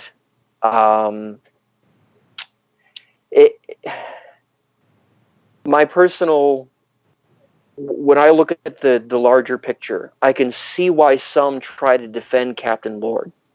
I can, he went out there after he saw A Night to Remember, and I guess secondhand stories are that's what really made him angry, is the way he was depicted in A Night to Remember. And yet a lot of not all of the details, but a lot of the details in that 1958 film were very, very spot on with what was happening. Of course, that showed him kind of undressed in bed, half dressed, really kind of out. And we really can't say for sure that's the way it was, but at the very least, get up off the chart room settee, go up on the deck, have a look for yourself. If the Morse lamp wasn't working, wake up the wireless guy. Say, hey, would you mind hopping on the wireless and just see what's going on? We can't figure out what's going on over there. None of that would have involved any risk to his ship. It wouldn't have involved him pushing through an ice field that he was clearly nervous about, and correctly so. I mean, you got to give Captain Lord the fact that he stopped the ship when he saw the ice, where the Titanic and many other ships of the day, they just moved through the ice at top speed. So he called it correct when he stopped the ship, and he didn't investigate what was going on. and didn't investigate until it was well too late. And for me, looking at the evidence and trying to keep the emotion out of it, the identity of the mystery ship, you know, that's been a big controversy for many years, and sometimes it seems I can't read what's going on in someone's mind, but sometimes it seems as if they're kind of looking for mystery ships, and when they see a little tidbit and they say, "Oh, it seems like this might be it. Maybe this is what will finally prove our point." You know, that's the kind of impression that sometimes you get from some of these ones that are trying to defend Captain Lord. But the basic point is they saw something weird on the horizon and they didn't investigate. And that, you know, and clearly the next morning, just a little dribs and drabs that we've gotten from what they themselves said they were talking about the next morning. They were kicking themselves the next morning, some of these individuals, saying, you know, why didn't the officers do more? They clearly thought, many of them, before they reached Boston, that they had kind of made an enormous mistake and that they should have at least investigated. Right. And I think no matter what side of things you come down on with the Californian, you can all agree that if you see something that's unusual happening, you should investigate. You should try to see if you can help. I remember there was a conversation that was shown in Ghosts of the Abyss, the James Cameron film, where they were sitting around the table, and you know, one of them said, you know, as a mariner, I'm always hoping that the other guy out there, you know, he's at least going to check on me. Yeah. You know, if I'm in an emergency situation, I kind of hope that somebody's going to, you know, at least say, you know, are you okay? Basically. Right. And I think that's something that all of us can agree on, you know, that they should have done more and they didn't, and they kicked themselves for it afterwards. And I sympathize with that. Yeah. I totally understand. You have to understand the burden of guilt that they must have carried on their shoulders for the rest of their lives. They made a stupid mistake. They did not know the gravity of it. It's not like they thought, oh yeah, the Titanic's sinking, we're not going to help. They just didn't put two and two together. And I think one of the most pathetic images of failure that like I said, I really feel bad for them. One of the most pathetic images of failure that I have seen come out of the Titanic disaster is after the ship is gone, in the morning, Carpathia has picked up every last lifeboat, and there are photographs from the deck of the Carpathia looking out on the SS Californian. It has finally come to the scene. They are messaging the Carpathia and asking, what can we do to help? And the Carpathia responds with, everything that can be done has been done. Go back to your course. Yep. That's right. Just a quick side note. What's interesting is in the chat, somebody pointed out that I was incorrect as to which conversation that was. I was thinking that it was in Ghosts of the Abyss. Somebody, and I didn't catch their handle, they correctly pointed it out that it was Robert Ballard in one of the mid-'80s documentaries. Okay. That said that as a mariner, I always wish that somebody would kind of, you know, check on me, and they were spot on. I conflated the two conversations. Right. They had it. They had the round table in Ghosts of the Abyss, and Robert Ballard said those things in the mid-'80s documentary. So very well pointed out. Good one. We're going through this conversation. We're jumping topics. We're quoting so many sources here. You're doing great anyway. Those kind of mix-ups are trivial, in my opinion. But I'm so glad that someone points these out and makes this to other people. I'm glad there are people there as almost like a safety net to kind of catch the things we do miss. Speaking of corrections, J.A. Bristol, he says, Kent, why didn't you tell James Cameron he was misrepresenting Ismay? I think I should clear it up. You are not Ken Marshall. I think what he's asking is, knowing that Ken was occasionally on the set during the production, but you think he's thinking that I'm Ken Marshall, not Kent Layton? yes, I just want to clarify, you're Yeah. Kent Layton, author, and not Ken Marshall, maritime historian, maritime artist. And we were having the technical difficulties when we first started up, and we didn't have time to fully introduce me, who I am. So hopefully, hopefully everyone understands that this is Kent Layton, not Ken Marshall. Ken Marshall, I've watched his work viewers many drop. years. Yeah, everybody's like, oh, we thought it was the other guy. We don't want to exactly. But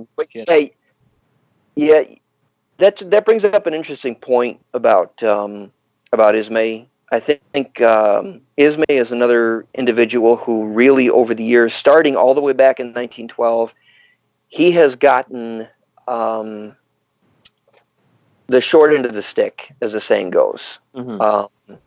Because he was, head of the company, and basically so many others stepped back on the deck and let themselves die. A lot of people these days look back and they say Ismay was, they almost make him out like some kind of monster. Yeah. And when you look at the larger picture, that really is, it really doesn't represent who Ismay was. Yeah. I always say that my favorite portrayal of Ismay in the films was actually the 1979 film SOS Titanic. And that's one that's kind of an obscure title. A lot of people know about the 53 movie, Titanic, and of course the James Cameron movie from 97, or they know A Night to Remember from 58. But my personal favorite, the one that I see best representing who Ismay was after studying his character for all of these years, is SOS Titanic, because it really shows the humanity behind him. He wasn't a perfect guy. Clearly, he made some decisions that he regretted later on. And, he really, really caught the brunt of the blame because Captain Smith had died. And Lightoller came off looking like a hero, as did the other four officers. And really, they were. I would never, impugn their reputation or say that they weren't heroic in what they did. But really, when Ismay steps into a lifeboat and never even gets his feet wet, a lot of people really, really look at that in a negative light. And you can understand to an extent, but at the same time, Ismay was no uber villain. Yeah. He was just a businessman that was really, really, you could tell he was excited about the Titanic. He was excited about how the trip was progressing. And he was just, he loved it. He was looking forward to really making a positive impression with the ship when she reached New York. And I just, I didn't want to take away from the live event, so much in the events going on. But boy, he's really been mistreated a lot, and a lot of, I agree. I want to give a quick shout out. In 2012, I went to Belfast for a film festival that I entered with my film The Last Signals, about the telegraph operators. And it was really neat. There were a bunch of other filmmakers there. They were all local to Northern Ireland. I was the only one from outside Northern Ireland. But one of the videos struck me. I think it was in the film festival. Maybe I found it later. I hope it was in the film festival now that I gave that backstory. But there's this excellent film. It's also on YouTube about Ismay. It's a very short film. It's him just walking on the beach, I think. And there's a narration, which I believe is a poem, about Ismay. And I can't quote it. I can't even properly summarize it. I can't even recall the title of it, but it ends by saying that keep him in your prayers too, for he also died that night. And I think it's very, very powerful, and it's very true. His life was forever altered by the events of that crossing and that night. And I've spoken with one of Ismay's relatives. And the kind of sadness that the family still feels about the unfair portrayals of Ismay. And I'm not talking about the portrayals of him kind of like an oily businessman. I mean, that's one end of the spectrum. But I've seen some portrayals that I've been astounded. Like, wow, where did they get that from? And clearly it's this long-standing bias that was whipped up in a newspaper shortly after the sinking, and it really took on a life of its own, and his reputation never recovered. It was character assassination on the part of the press. Yes, 100%. Couple more super chats, then we really got to get back to the timeline here. Brad Walton, he says, "You guys are heroes. Have tons of respect for your achievements." Thank you very, very much, Brad. Darth Thorne, shout out to the Discord. Ben Berlin, he says he's sitting there enjoying the evening, taking a shot of brandy, and having a good time listening. So thank you very much. I'm trying to scroll down. I saw we just got a big $200 one, and I'm trying to get to it so I can read it. But it's not loading. I'll get to it eventually. So where are we in the timeline? That was Anthony Falbo. Thank you. Read it out, please. Anthony Falbo, 200. What does he say? He says, "I've been fascinated with the Titanic since I was 7 years old. Demo 3 literally brought me to tears. You are all heroes for preserving this priceless piece of history, bringing the ship back from the abyss to our fingertips. God bless every one of you for keeping their memory alive." That's what he says. Anthony, thank you very much. That's incredible. Where are we in the sinking? It is right now 1:22 a.m. So just to kind of bring everyone up to speed while we've been talking, just 2 minutes ago at 1:20 a.m., Lifeboat number 16 was launched from the port side. And in 3 minutes at 1:25 a.m., boat number 14, which was just forward of that, is going to be lowered from the port side. So we have the evacuation, of course, is continuing to move forward. If I can just really quick answer a question that I saw in the chat real quick from Justin. He asked where you can find the complete and uncut version of SOS Titanic. I can't tell you where to find it. When I was very young, an uncle of mine recorded it for me on VHS way back in the day.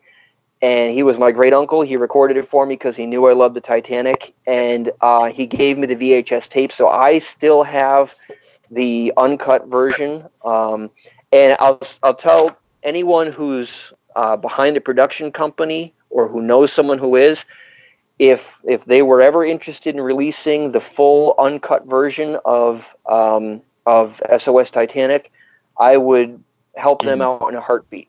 Just to mention that. Okay. All right. Well, there's a lot of rights we'd have to go through to do that. Yeah. Yep. But that would be cool, though. All right. So we've been discussing a lot about the lifeboats leaving and what the crew are doing, but let's glance over at the animation right now. We have the water rising up to. It's coming up towards the forecastle. It's probably beginning to spill onto the forward well deck. As I have said several times, my computer is lagging terribly, not just the internet, but the computer itself. So I see water just about reaching the forward well deck. Mm-hmm. So this is about the point where the shell door would have been opening, if it wasn't open already. Yeah, I can see it in the animation. You do see it? Yep. Okay. Is it... Am I right? It's open right now. You can just see the edge of it. It's dipping under the water right now. Yeah, it's submerging. Here's the funny thing about the Titanic. You can research it as much as you want. You can research various aspects of the sinking, minute details, little vignettes, such as the shell door, or the way someone acted in a certain situation. And then there's always someone who will say, that didn't happen. Or like Lightoller ordering the bosuns to go down and open up the shell doors. There's testimony about it, but then there's also other people who will say, "Oh, that never happened. Lightoller never gave those orders." Would you be able to elaborate on that? I don't want to put you on the spot. I know you said you weren't ready for that discussion. Yeah, I know that the question of the shell doors has really come into play in the last couple of years, particularly because the ship's list seemed to begin changing as those shell doors went underwater. I know that some really interesting thoughts that have been brought up about that in recent years. It's very intriguing to me. One of the interesting things is if you go down in the wreck, you can see the shell doors are open. So if somebody says, "Oh, that never happened," okay, well, before the wreck was found, before the wreck was found, they were saying we opened the doors. They would argue that the doors were blown open on the impact with the seafloor. Yeah, possible. But isn't it weird that they would claim before the ship's wreck was found, they would claim, "Oh, I sent some men down to open the doors," and when we find the wreck, those doors in question just happen to be open. Right. I can understand the argument. I get that idea, but to me, that's just I look because we don't have 100% of the information from that night. Literally, 2/3 of the information from that night, what was happening on the ship, went down with the ship. Yes. Because 1,496 out of the 2,208 people died. Yes. And so we're dealing with 1/3 of the picture when we're trying to put all of these details together. And sometimes you have to kind of draw lines between what you see with physical evidence on the wreck with what people said they saw that night. And you just kind of have to throw a dose of common sense in to the mix and say, okay, well, they said this. This is what we see. Yeah. It seems like there's a direct line between the two things. Let me take your statement and apply it to something else.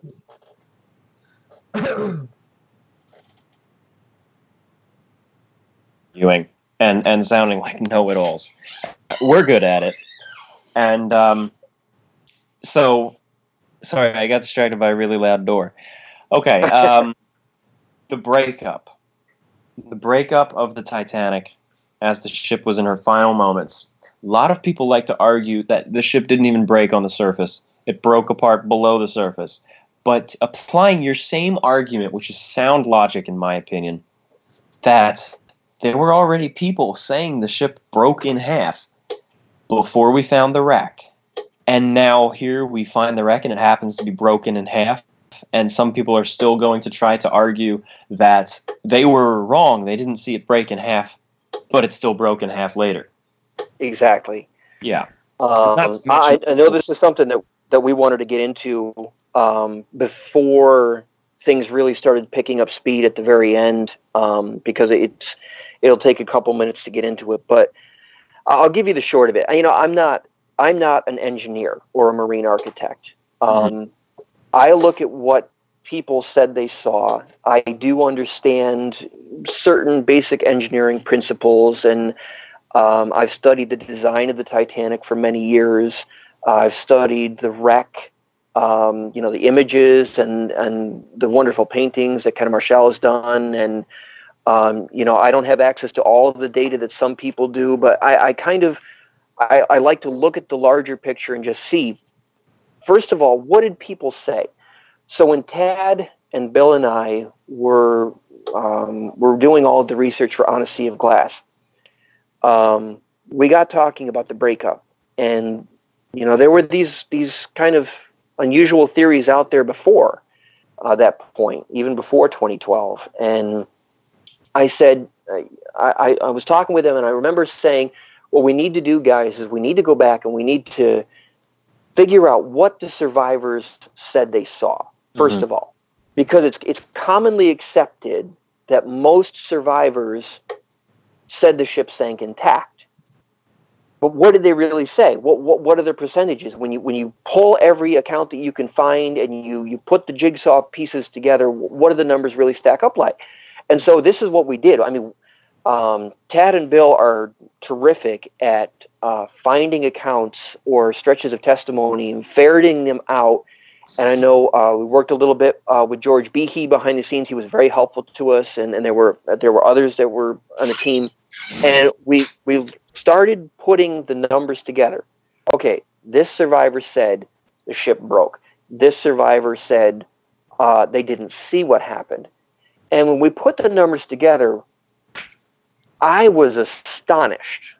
And I mean, absolutely, my jaw was slack when I discovered that the majority of survivors who spoke on the subject of whether the ship sank intact or broke up said that it broke. And there's a number of them that said the ship settled back. Yes. Yeah. They would say things that indicated a break, because now you have a flooded bow. You know, it's not going to defy physics and suddenly rise up out of the water on its own. Yeah. What else would make the stern settle back? Clearly, you have a massive structural failure, and you also have these horrendous noises reported. Yeah. That would also indicate a terrible structural failure of the ship. To me, it's remarkable that it was ever concluded the ship sank intact. And yet you had a couple of very, very influential people like Lightoller or like Gracie who said, without a doubt, the ship sank intact. Okay. Did you feel that Gracie was... Go ahead. Did you have a thought to complete? I was just going to say, Gracie was underwater when the ship broke. He was on the roof of the gym when it went under, and he didn't come up until the ship was gone. So he's not in a very good position to say the ship sank intact because he was fighting for his life underwater. Lightoller, you have to think about the perspective of where he was and what he was looking at, and it really he wasn't in a very good spot to see what the stern was doing. So they kind of went with the minority who were rather influential, and it kind of got this life of its own. And we were totally shocked when we found out just how many people either said the ship broke or said that it gyrated in a way that would indicate that it broke. Yeah. Shocking numbers. Some of them even were so clear. I remember one of them, I don't remember his name off the top of my head. He said that he saw the engines crash out through the side of the ship, or that at the break, they said the fan of sparks that came out as the top of the ship opened up above the level of the water, it was in a fan shape, and some of them even said they saw the engines slide out of the stern part into the forward part. Now, that might sound absolutely ridiculous, and yet when you go down to the wreck and you look at the reciprocating engines, those massive 4-cylinder reciprocating engines, and you see that the front cylinder on each one of those engines is literally snapped off during the break of the ship, you suddenly say, whoa, somebody really had a good pair of eyes when they saw that and reported. It really is amazing when you just look at the survivor evidence, the picture that you can paint of what happened. And then you take that picture of the survivors and what they said they saw, because you can really come up with anything in the abstract to explain what you see in the wreck. But when you take what they saw and what they reported, and then you start looking at the pieces of the wreck and how the steel is twisted and distorted, it is incredible the lines that you can draw between the two things, and you kind of, the hair in the back of your neck stands up and you say, we really have a pretty good idea of what it looked like when the ship broke. And it clearly happened above the surface of the water. And a lot of people saw it happen. Can you say anything in the direction of the Roy Mengot breakup theory? Without going into the breakup too much, because I know that is the most complicated subject in the entire sinking. And feel free to plead the fifth. Yeah, if you don't know. We knew about that theory before we did the appendix and On a Sea of Glass on this subject. As I said before, I am not a structural or a marine engineer. However, again, I look at what people said they heard or saw, and the real question is: was the strength deck stronger, and the side shell plating at the top of the strength deck, was that stronger or weaker, basically, than the keel and double bottom for the stresses that it was, the load conditions that the hull was experiencing at that point? One of the things that catches my attention is the way the baker. It's funny. I don't frequently speak these names. I read them more often than I speak them. So I'm not sure how to pronounce his name. He was in the pantry, and of course he was getting a drink, and he said that he felt something buckle inside the ship, and he said, "Okay, it's time to get out of the pantry here," and then he went up on the stern. That indicates to me an ongoing series of structural failures leading up to the big event that everyone saw. Mm-hmm. So when we were doing the breakup appendix, we said, let's take an illustration of something that everybody's kind of familiar with. And we went back to 9/11, which was just a few years before we released the book. And one of the things that everybody could see in the video footage of the World Trade Center attack is that when the airplanes hit structures, it took out a great deal of the structural strength of those two buildings. And yet what happened was the remaining structural members of the buildings held up. And they took the weight until they no longer could. So our way of thinking is, if you have structural failures, you have buckling sounds and buckling sensations being reported deep inside the ship, something's going on. Something is either stressed or strained or giving way, but that's not the big event that everyone saw. When the ship finally broke, it was visible, it was obvious, and the top of the ship clearly visibly opened up. Was that where the break started, at the top of the ship? Maybe not. We may have some decent evidence that other things were happening deep inside the structure that, maybe some people experienced but they didn't survive, or maybe that no one saw. But clearly it was not just a limited one moment in time. It was just a series of events that led up to the big catastrophic structural failure that everyone saw. Yes. I'm not going to dwell on this subject, but in addition to what the eyewitnesses saw, which kind of conflicts to the theory, we also know people who do understand naval architecture and do understand the physics behind Titanic's breakup, and they also really go against that theory of the of Mengot's breakup. Yeah, and I don't say this from a perspective of trying to discredit anyone's work. I was actually just about to say, everyone I know respects him as a person. I believe he's actually deceased, but they really like the guy personally. They respect his research, but they disagree with this theory. Yeah. Someone just asked. I'll say this too, just very briefly. One of the things that really irks me is going back in with computers after the fact. Okay. And it is a very, don't get me wrong, using computers and the finite element stress calculators and the models that they use today, it's a very useful tool. But you could really stray just by relying on computers. There was an expression that used to be used in computer circles years ago. It was called GIGO, garbage in, garbage out. So computers will only spit out data that is as good as the information that you feed into them.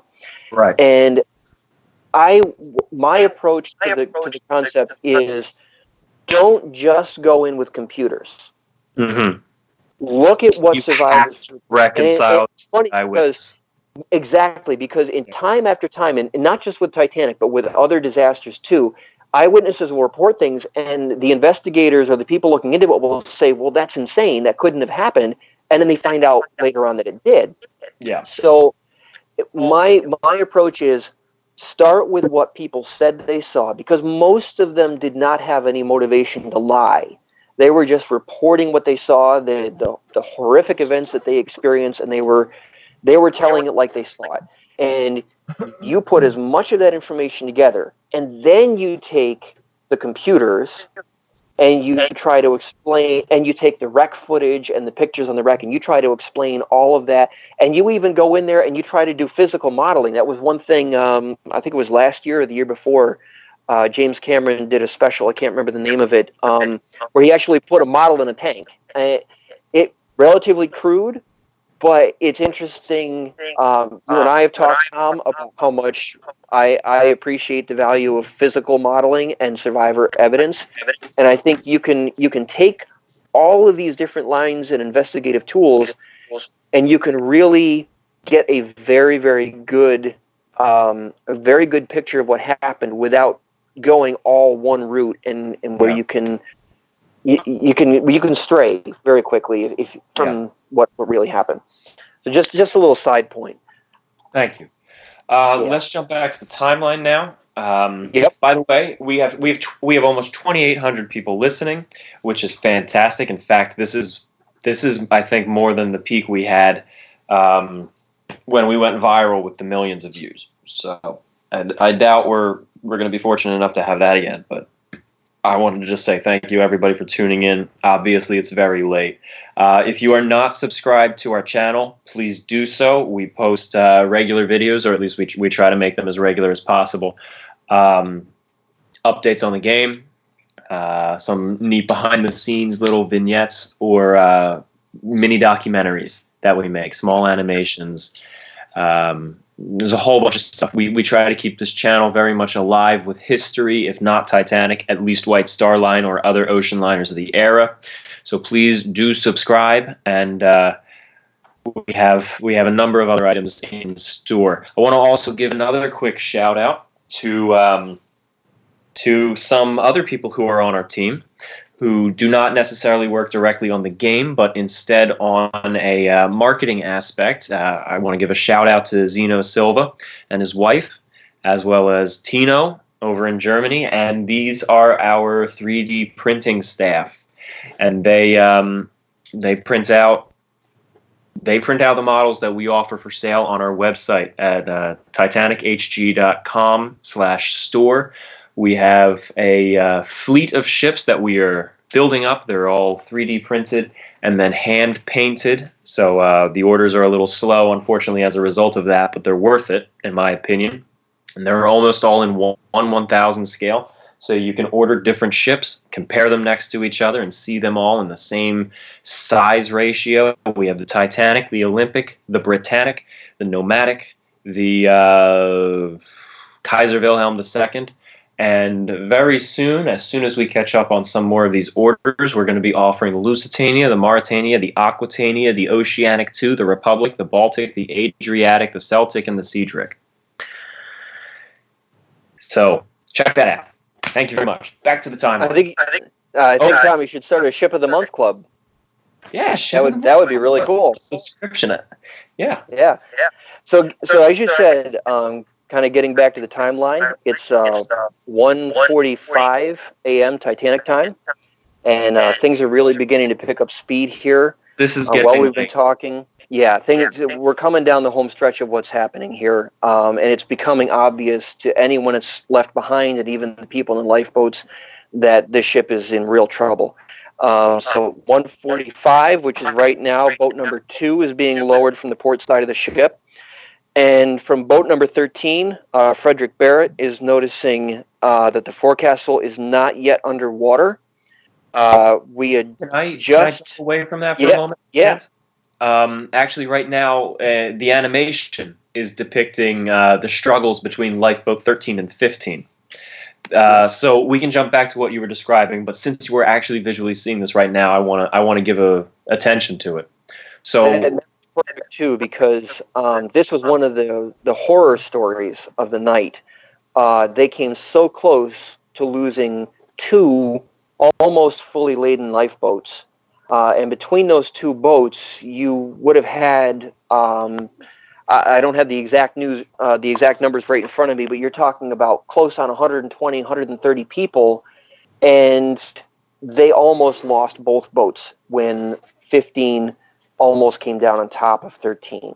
And it was very, very fortunate, because when we were doing the research for On a Sea of Glass, it almost seemed to us, we weren't sure, but it looked like, again, you're kind of drawing lines from a partial picture, that maybe there was the possibility that the officer who gave the order to lower 15 away had moved on and was leaving it in the hands of others. We're not sure, but that was one of the things that it kind of looked possible that it had happened, because down in 13, they were shouting up, stop lowering 15, basically right on top of us, and nobody was paying attention.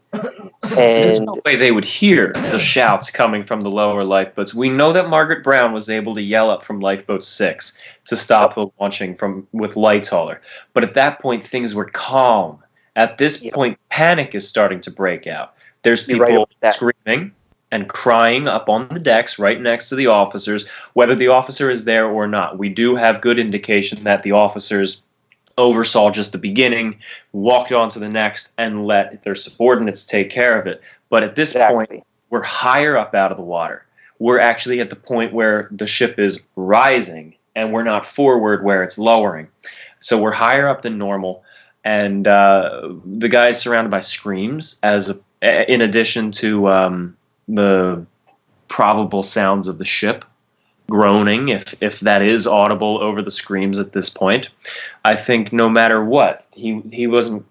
There's no way anyone on the deck could hear screams and shouts from a boat that far down below. Yeah, and of course, no one's, as you're trying to point out, no one's fault per se, but just a horrific situation, that started to play out. And clearly no one who was lowering 15 heard the shouts for them to stop either, or understood them, or else they would have stopped. Yeah. So whether the officer was there through the whole thing or not, you're absolutely right about the different noise level. And it was really no one's fault, but it just gives some indication of they were trying to get these boats away so fast in so little time that they almost lost those 2 boats and all the people in them. It's amazing that they didn't, actually. Yeah. It's a miracle, really. Okay, so since we are coming down to the wire for the ship here, I think we should try to stick to the timeline and try our best to not go on to tangents. If anyone is going to leave a super chat, I request that for at least the next 20, 30 minutes, keep it relevant to the final moments of the sinking so that we can still address it, but without going off topic. All right, so lifeboats 13 and 15 are launched. They have survived. They're gone. You were saying about Frederick Barrett. Was it Frederick Barrett? Or Yep. So go on. You were saying that before I interrupted you so rudely. No, that's quite all right. I mean, we're I know. it's It was he a said joke, the- but I was too tired to put intonation. that's the danger of doing it live. It was so late at night. I got up so early today. Go on. Sorry. Yeah. So I mean, here we are. It's 1:50 Titanic time, and things are really beginning to happen fast. 3 minutes ago, the steamship Baltic, another White Star liner, overheard a message that had been sent by Harold Bride on the Titanic. Engine room getting flooded. Bride was at the key at that point because Phillips had gone out on deck to have a quick look around, and he came back and he said things looked really, really odd out on the deck. He noticed that the well deck was awash and that the ship had a strong list to port. At 1:50, They didn't even know the full situation, which is one of the things that prompted me to make last signals. The curiousness of the fact that they're in this tiny room. They know it's sinking because they've been told to tell other ships that, obviously, and they're being given the updates. Engine room up to the boilers, lifeboats being launched. They understand that, and obviously they can feel the list. They were able to hear the steam being vented, and at this point, we're probably starting to hear some groans and creaks of the wood and metal. So, but they still don't have the full picture. They don't understand the peril out there, and they certainly don't understand that with every lifeboat that leaves, their chances of survival dwindles. So that's why Phillips really went out on deck, is to really get some idea of what was going on. And he came back and he told Bride, things are bad out there. I know. And Bride also went out a couple times. Bride went out on the deck a few times, and he helped prepare Collapsible B even before they threw it off the deck. Yep, that was late in the disaster when they pulled out of the cabin and abandoned the cabin. No, I think he actually went out to help briefly, came back in, and then was surprised later to see that the boat was still there. I might be mistaken. That's something that doesn't ring a bell with me, so maybe you caught wind of something that I hadn't. I won't disagree with you, and I can't confirm it either. We would probably should get some info on that moving down the road and compare some notes. But another thing that just happened 3 minutes ago at 1:50 a.m. is the last distress rocket had been fired by Quartermaster Rowe. He then went to take charge of Collapsible C, and also at 1:50, so just 3 minutes ago now, boats numbers 10 and 4 were lowered from the port side.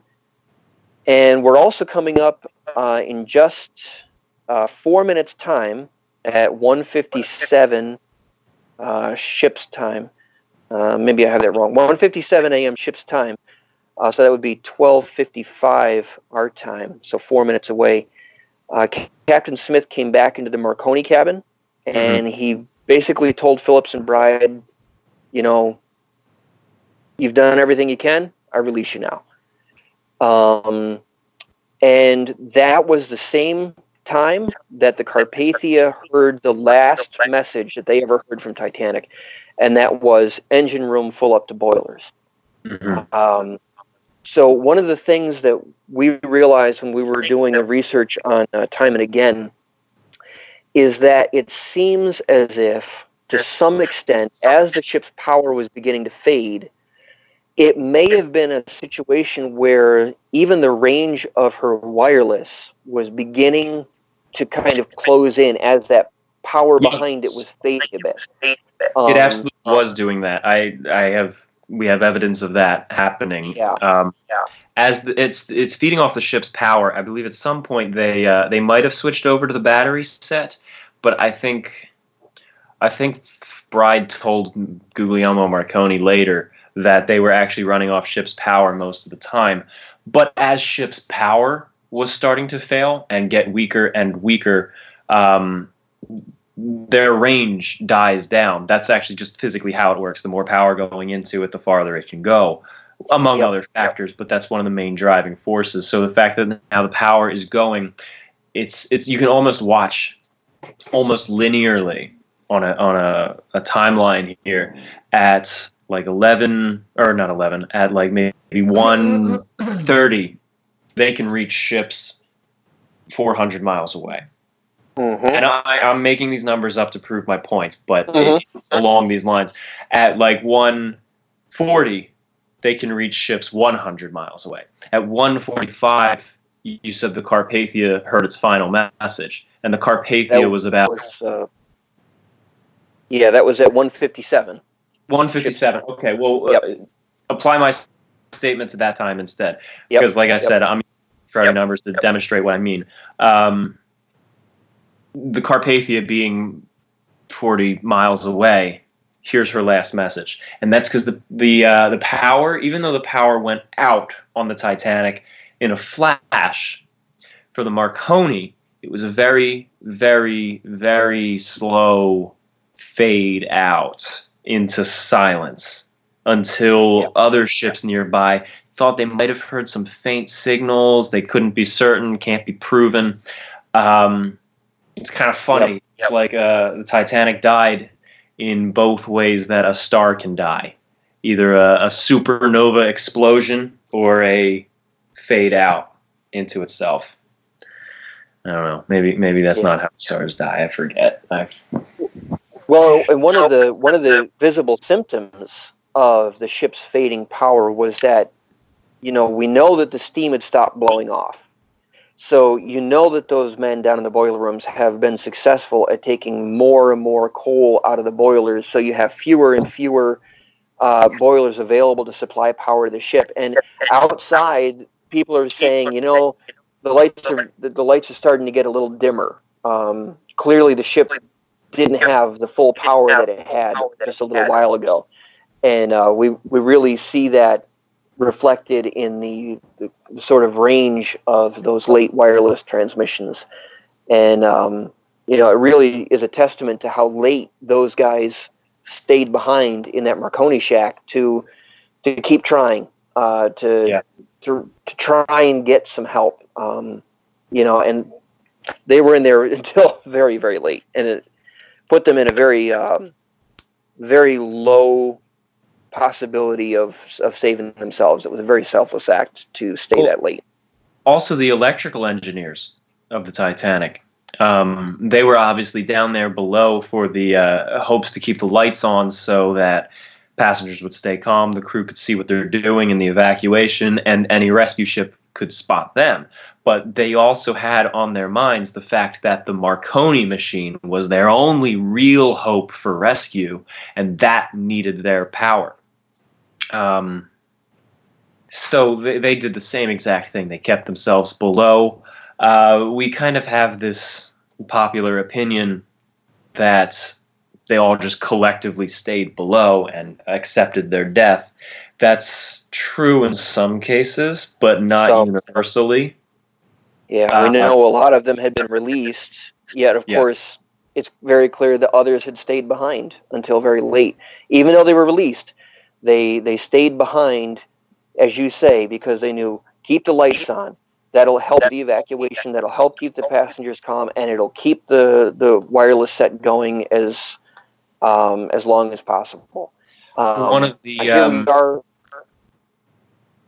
go ahead. Just real quick.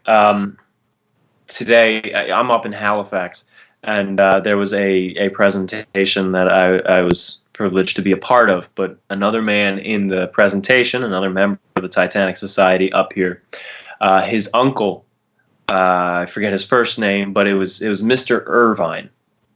He was one of the engineers who stayed behind up until the very last minute to keep the power going and was lost in the sinking.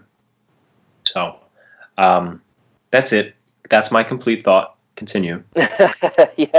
Yeah. I mean, it really is remarkable how late some of those men stayed.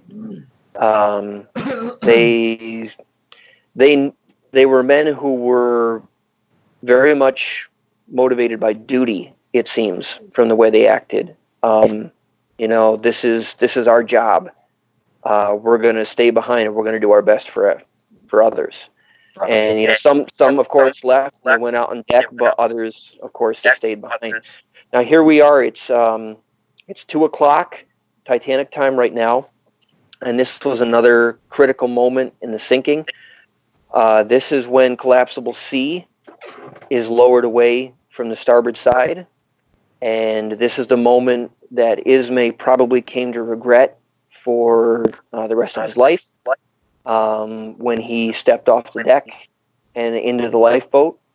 We know that he wasn't the only one who did it. There was someone else, another first-class passenger, who hopped in at the same time, and yet it was really Ismay that caught the flack for it, for making that decision. And so that's happening right now at 2:00 Titanic time. Okay.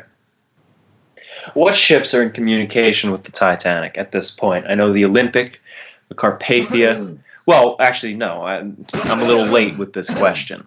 That's a question I like to bring up every anniversary, but I'm late because we just talked about the Carpathia hearing her last message. I should have asked this an hour ago.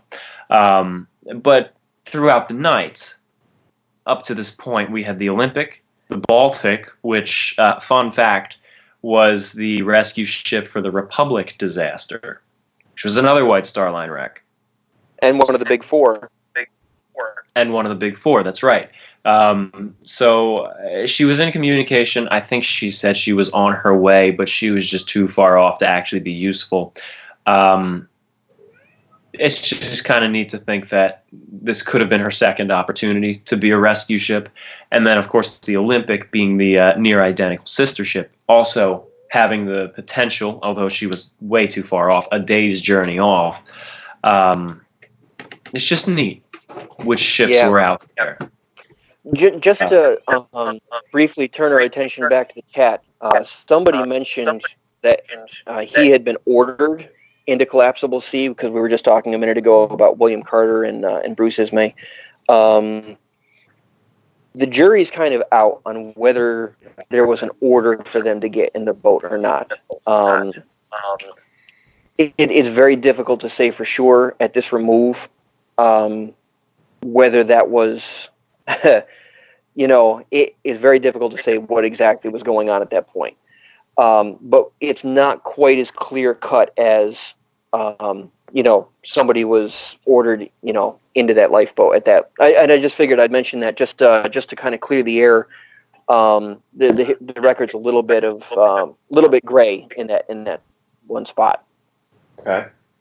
Yeah. I'm one of the ones who do believe that he was ordered in. I have seen some evidence, but there is definitely a gray area. It is one of those things where we'll never be able to say with 100% certainty. Exactly. I have to call some attention to the super chats. I also have to apologize. I've had nothing but just the spinning color wheel for the last 45 minutes, so I'm not seeing any updates to the chat. I'm not seeing any updates to the super chat either. But Emma is next to me, removing the spammers and monitoring the chat as well. And I can see a couple of the super chats on hers. I want to give a huge shout out to George, or Georg, actually, who gave 107 euros. He's saying he's doing an incredible job. Congratulations. And he's been trying to contact us. So I want to say thank you for your contribution. And we'll try to get back to you. And he was asking if the tank top will be completely accessible during the game. Yes, it will be. The whole ship. The whole ship. And when we say the whole ship, we mean the whole ship. Every broom closet, right? Every last closet. That's right. All the access passages. We'd like to be able to let you get into the inspection holes and the double keel. The double bottom. There's everything we can. It's a little insane, but everything we can do, and we're going to try to recreate as much of the sinking as possible.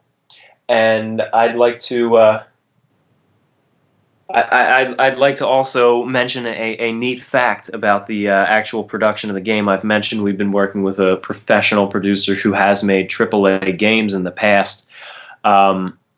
We've been receiving some criticism by some of the people who have been following the progress saying that we're a little too ambitious, can't build the whole ship, can't have all the passengers, whatever.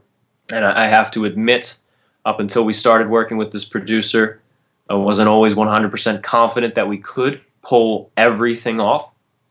But in talking with him, not only am I confident that we can, once funded, but he's actually been suggesting we raise the bar even further. Let's put some more stuff in. And this is a man who prides himself on his projects having been delivered on time and on budget. So once this is funded, I have high hopes and I have high expectations. Yeah, that's good news, Tom. That's very good news. Oh, it's exciting. Yeah. Yeah. I don't want to overpromise. I don't want to say the specifics we've been talking about because I don't want to overpromise. We're still working on backing still, but we're also working on a few other side partnerships, which will hopefully grease the wheels. All right, couple super chats. We have a $10 one. Did the dome really collapse as portrayed in the James Cameron film? I believe it did. I think Gracie was a witness to that, Archibald Gracie. But Kent, can you speak to that matter? Yeah, this is another one of those hot button topics where not everybody wants to believe that we kind of learned anything from a movie set sinking into a tank. And to some extent, I can understand that. But as you say, there were people who saw, parts of the ship that appeared to be in the dome and the staircase area. And then again, you look at the wreck and you look at the supports for the upper levels of the grand staircase that seem to be displaced, whereas the lower ones are still more in place.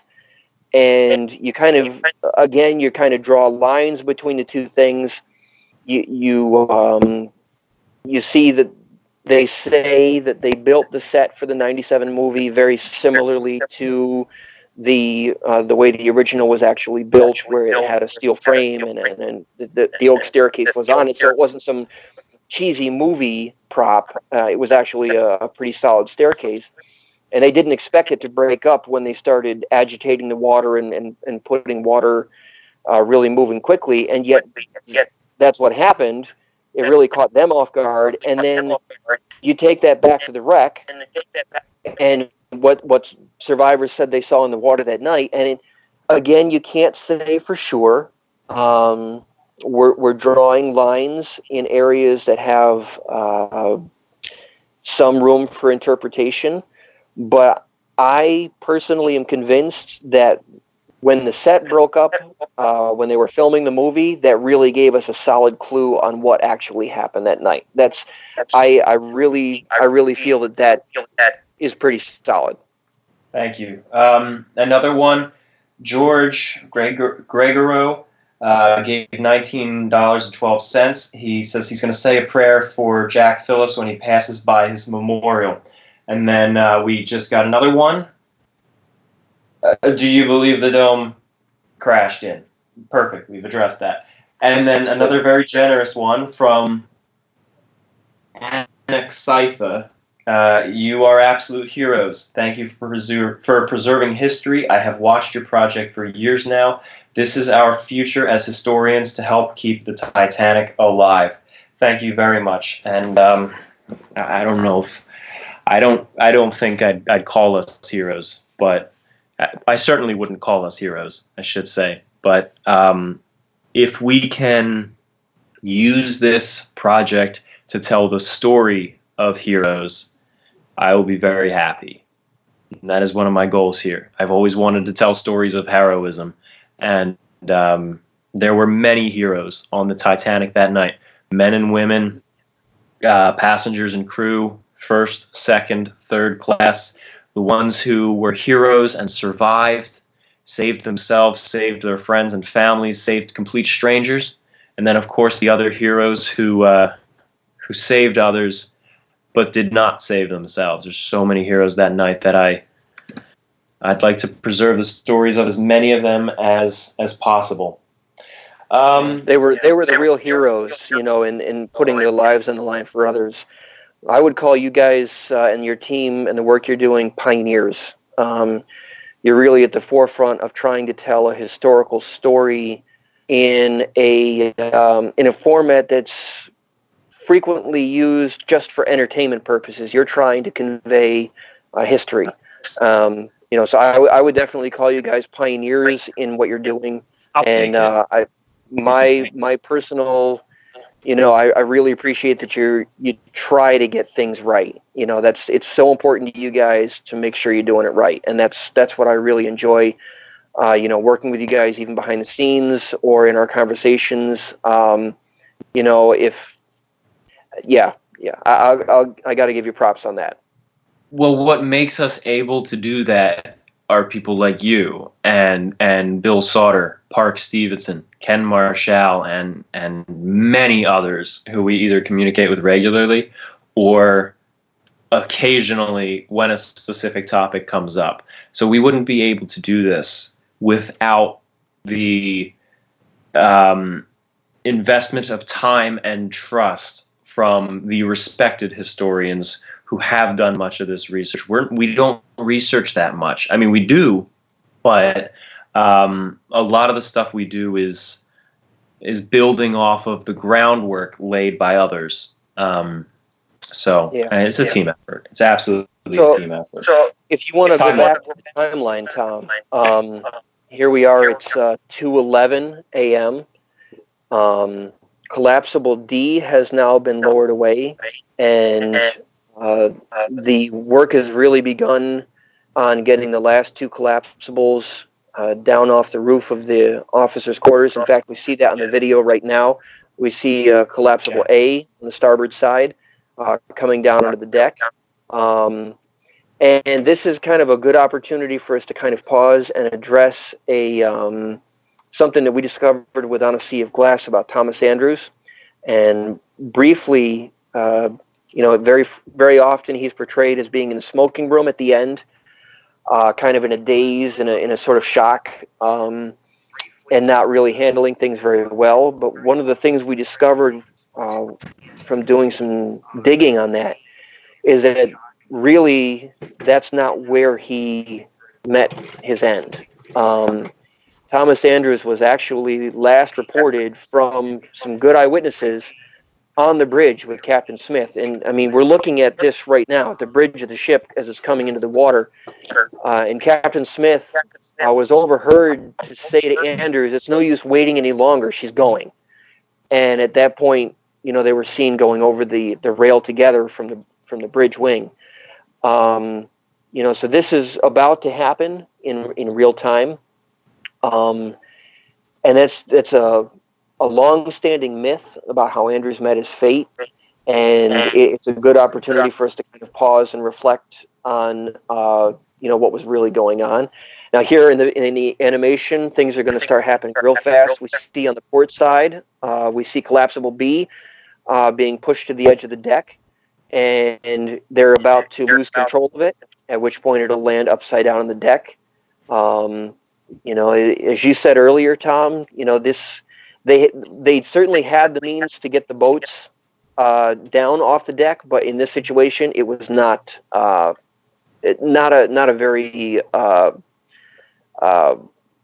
very good scenario to try to be working with under these circumstances. Right, and I also want to make a quick comment. As you're narrating what is going on, you're watching the live video, which is about a 20-second delay. So don't try to sync up your words with what you're seeing. Try to jump a little bit ahead. Good point. Good point. All right, so yeah, this a lot of stuff is going to go by very, very fast. As we mentioned earlier, they tried attaching these two collapsible boats to the falls and to the davits, and then trying to swing them out. But they were also, especially with collapsible A on the starboard side, they were not organized. They were trying to pull the lifeboat over to the side so they could launch it, but at the same time, other crewmen were loading the lifeboat on the deck with the intentions of floating it off. Yeah, and so the added weight of people in the boat made it even harder to drag the boat across the deck, in which, of course, they never succeeded in doing.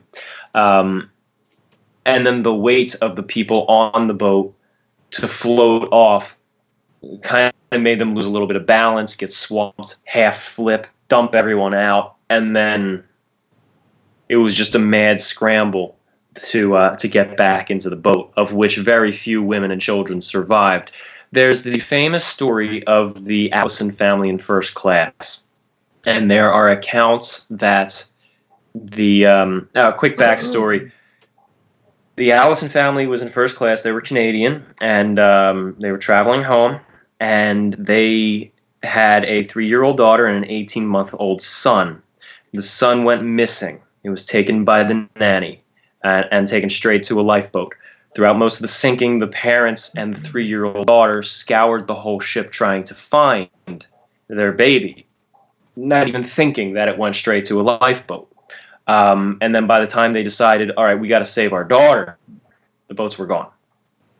And she was the only first-class passenger, first-class child killed in the sinking. There were no other first-class losses for children, and there were 0 second-class children lost. But there's an account, or even 2, that they actually made it to collapsible A.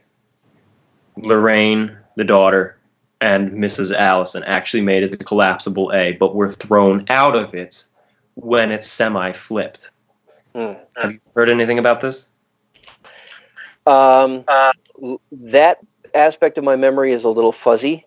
It doesn't ring a bell for me, but I won't say it's impossible. It very well could be that I just haven't come across that or have forgotten it. So forgive me for not being able to comment specifically on that particular one. But at this point, it's pure chaos what's happening on the deck. You have Gracie and his friend Clint Smith running aft on the starboard side there. We just saw the first funnel collapse. The second funnel is about to go. You have Jack there, also on the starboard side of the deck, about to leap with his friend Milton Long, his shipboard acquaintance Milton Long. Now you've got water covering the midships portion of the boat deck. I mean, this is really the moment of truth when people who had been able to deny up to this point, when the water's on the deck, that the ship was actually sinking, they were able to say, she seems relatively stable, even if she's listing. Here now there's water on the deck, and it is all control is lost. And now it really is every man for himself. Someone in a super chat had asked if the falling of the forward funnel and the hole left behind by it added to the influx of water and increased the speed of the sinking. Absolutely. Yeah, it's a good question. I mean, you've got at this point you've got so many openings in the hull, so many windows. It's going. You're not looking at a huge time difference, but as you say, yeah, I mean, the more openings you've got, the more water is going to be coming in. Right. Yeah, and we can really see things progressing quickly. Here it is, 2:18 a.m. So we're lagging a little bit in the video, but at this point, the ship splits. It splits. Most of the lights fail. We actually found some evidence when we were doing a sea of glass. Like 30 seconds in the video. Yep. We found some evidence that perhaps some few of the lights might have stayed on after the breakup. That's a really interesting nugget that we found in a couple of eyewitness accounts. But certainly the majority of the lights went out when the ship broke up.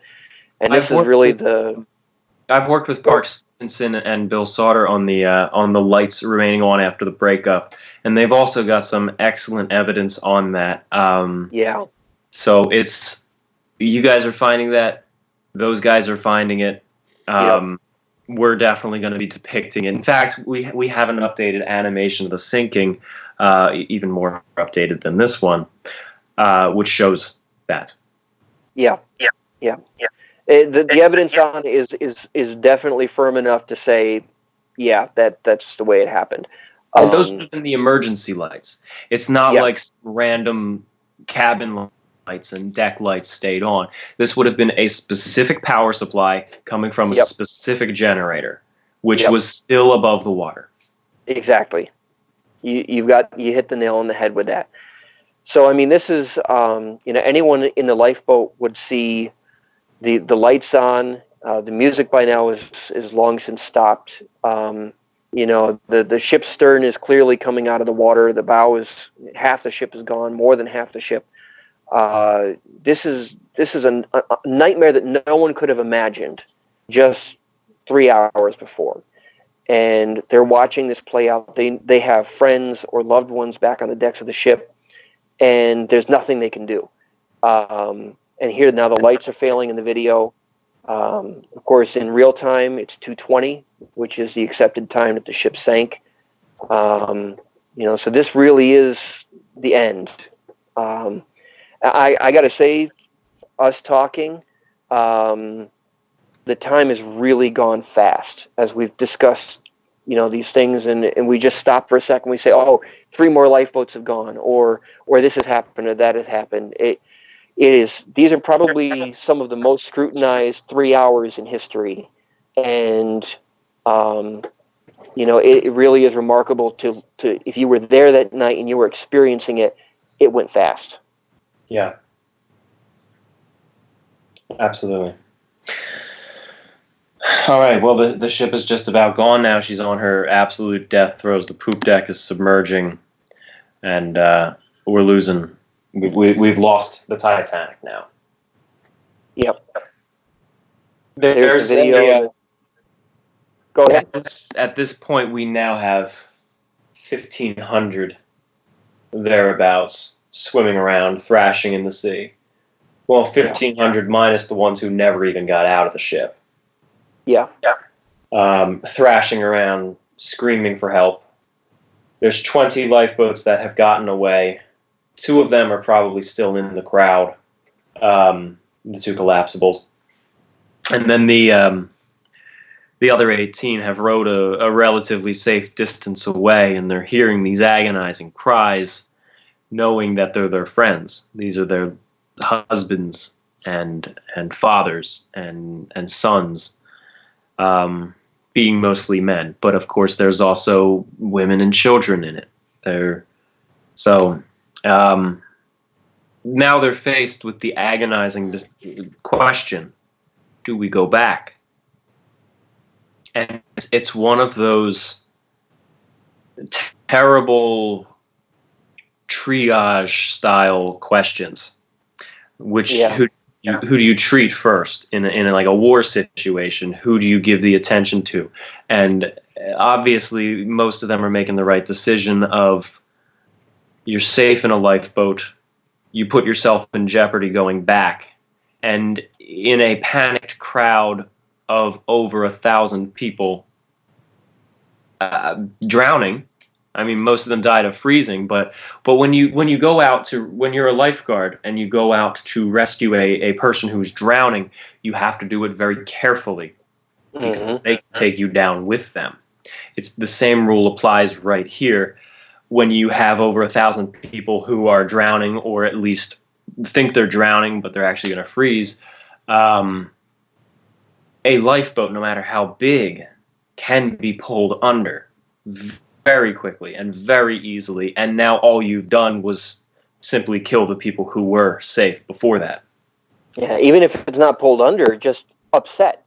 Just turned over on its side, and half the people are out, and half the water, half the boat is filled with water, and that's not going to help anyone. The water was so cold that if your feet or legs were in it, they became numb within just seconds or minutes, and then hypothermia begins to set in, even if most of you was out of the water, just because it was that cold.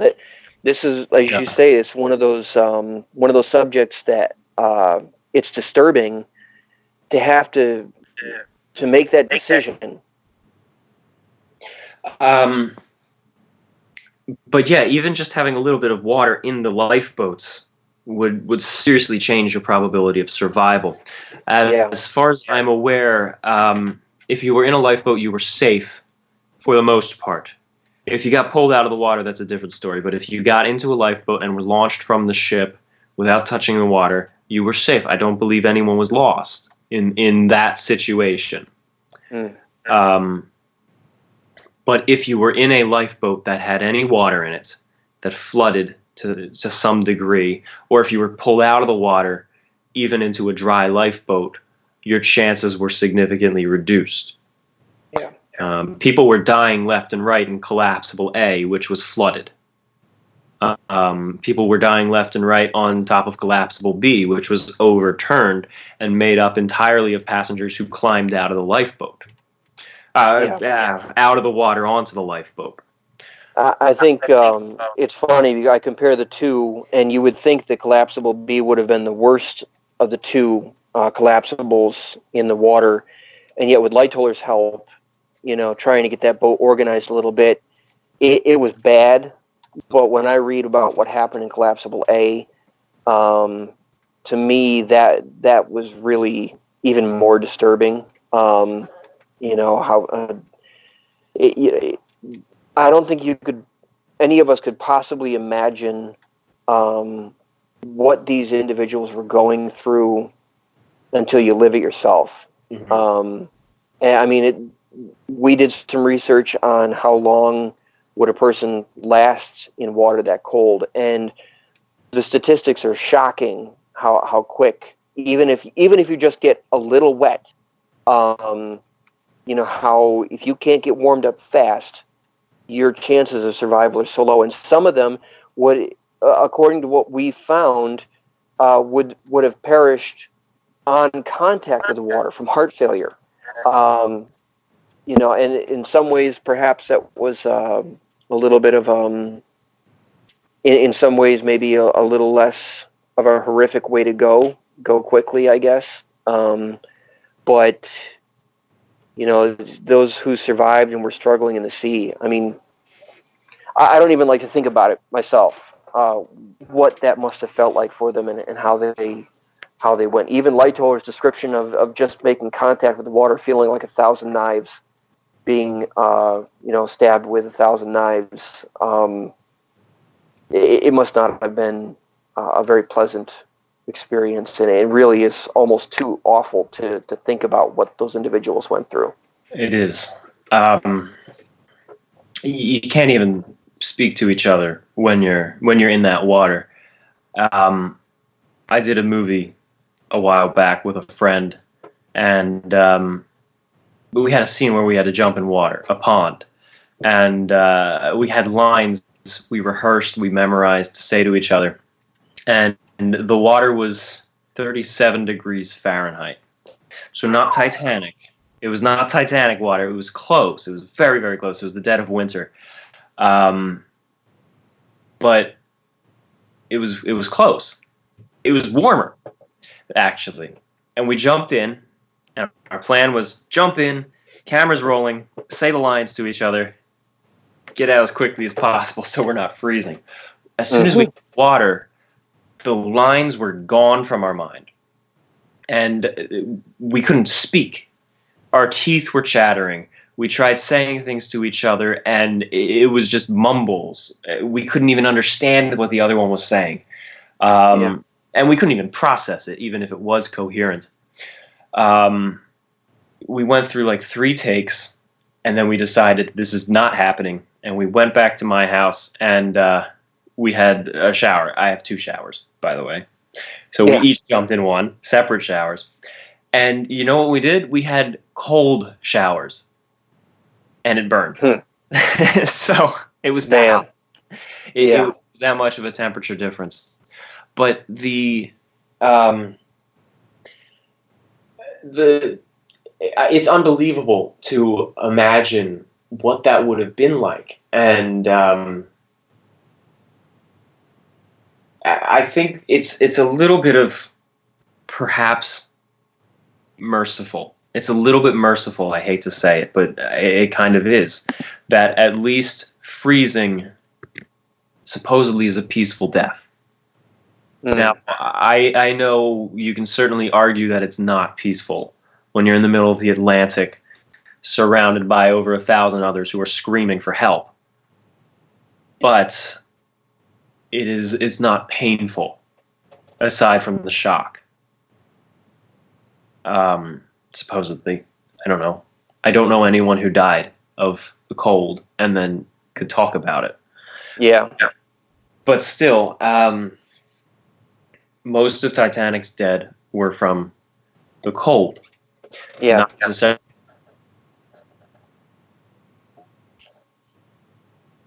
Not so much the drowning. No. Maybe into pressure before you drown. I don't know. That's conjecture. It one way or another, it was not a pleasant way to go. If I could, things kind of happened so fast in the latter part of the sinking, in the 212 to 220 period. You know, there was so many things going on. At some point, I wouldn't mind coming back. There were a lot of questions in the chat about the funnels and why they fell. So at a point, you know, when you feel it's appropriate, I wouldn't mind getting back to that and talking about that for a couple minutes. But I want to, you know, take the conversation at your pace. But that's why we always try to go on to the coming hour, which is always a good 40 loss of the ship. So yeah, there's always questions that come in, and then there's always some recapping. But just a couple of the lifeboats did go back. There were, I say a couple, even though only one actually made it back. There were other lifeboats that made the effort to go back, but they had rowed too far away from the Titanic that they didn't make it back. Yeah. It was Lifeboat 14 under the command of grumpy old Officer Lowe, who went back. He first lashed his lifeboats to two other ones and emptied his passengers into the empty seats of those other boats, and then he basically took a skeleton crew back to the site of the disaster. Unfortunately, that lost so much time in the transfer of passengers and then the rowing back that by the time he got there, they were all dead.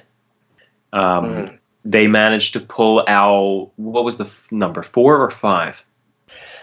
The exact number escapes me, but I think you're right in the ballpark there. Yeah. Yeah. It was a small handful. They managed to pick up a few more, a few survivors, including a Chinese passenger who was in third class. Do you recall his name offhand? Not off the top of my head. I do have it somewhere, but I can't remember it. Yeah, that's the thing. There's so many little nuggets of information about this disaster you can't memorize it all. Yeah. But there's actually a documentary coming out about the Chinese on the Titanic that we had the opportunity to assist with. So that's pretty neat. Awesome. But they picked him up. There was actually a little bit of racism on the part of Officer Lowe. He was a little disappointed that they went back and found a Chinaman. I remember him saying that. Yeah, I remember reading that. Officer Lowe gained respect for the man. He picked him up and he said the guy dried himself off. He warmed himself up a little bit with a blanket, and then he jumped on an oar. And then Lowe said he ended up being one of my best sailors. I would have saved the man 10 times over. Yep. Yeah. So, one quote I always ended on. It's a couple things actually. In the inquiry, one of the officers was asked to describe the screams, and he just refused. He seems to have broken down right there. Kent, you're the expert on the inquiry here. Do you recall that? I remember some of the survivors trying to describe it. one that stands out in my mind was it was recounted in a documentary of someone who lived near a baseball field later in life after the Titanic disaster. Yeah. And he said that the screams sounded very much like when someone would hit a home run, and the audience in the baseball stadium would all stand up and cheer. He said that always reminded him of the sound that night. There were individuals who remembered hearing specific expressions. People, a voice that would stand out from the rest, help, save one life. Many things like that are remembered. And it must have been very overwhelming. I think people in 1912, they weren't always as accustomed to shocking events as we are today. For us today, a plane crash or a derailment or a ship sinking, people have been through world wars since the Titanic sank. No one had ever heard of such a thing in 1912. And I think we kind of tend to go, oh, okay, it's a plane crash or it's a train derailment. And we kind of are accustomed to that in our minds. But back in 1912, a lot of these people, they had never experienced anything like this. A mass casualty event, I believe, is the term that they use nowadays. And here they are. They go from their warm bunks on a safe ship to 3 hours later, they're freezing cold in a lifeboat, and they're hearing the voices of hundreds of people who had just been on the ship with them, and some of whom they clearly knew or were related to. As you mentioned before, husbands, fathers, sons. People who'd been separated in the evacuation, and they didn't know if their friends or family had survived. And now they're sitting here in the dark, it's pitch black, and they're hearing hundreds of people screaming, in the water. And that anyone who was there that night, they always seemed in their later accounts or when they were interviewed for TV, that kind of always was what got them.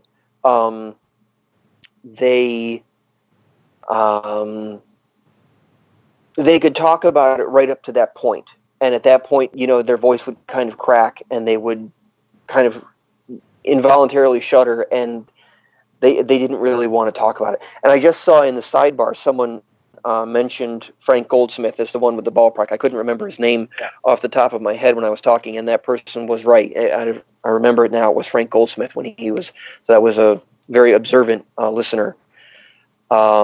But it was it was a horrific event, and it really stayed with everyone. You did not get off the Titanic and not have your life changed. Even if you survived, even if all your friends survived, even if all your loved ones survived, your life was different afterwards because of what you'd experienced. All right. Well, thank you very much for that summary. That was a fantastic, better than I could have done. Thank you. Knowing Better gave $20 and says he appreciates the effort we're putting into this. Keep it up. Thank you very much for that. I think now is the best time for you to tackle some of those funnel questions that you wanted to jump on. And in the meantime, I want to another super chat from Kay correcting herself or himself. Sorry, can't tell by the name. Saying that Frankie was in third class, not second. So thank you very much for the tidbit of info, and thank you for the correction. Jump on the questions you wanted to talk about with the funnel, and in the meantime, I invite other people to come in with more questions. Yeah, so I saw a number of questions actually in the chat of people asking what actually caused the funnels to fall. And this has been a subject of a lot of scrutiny and, a lot of back and forth. Was it this? Was it that?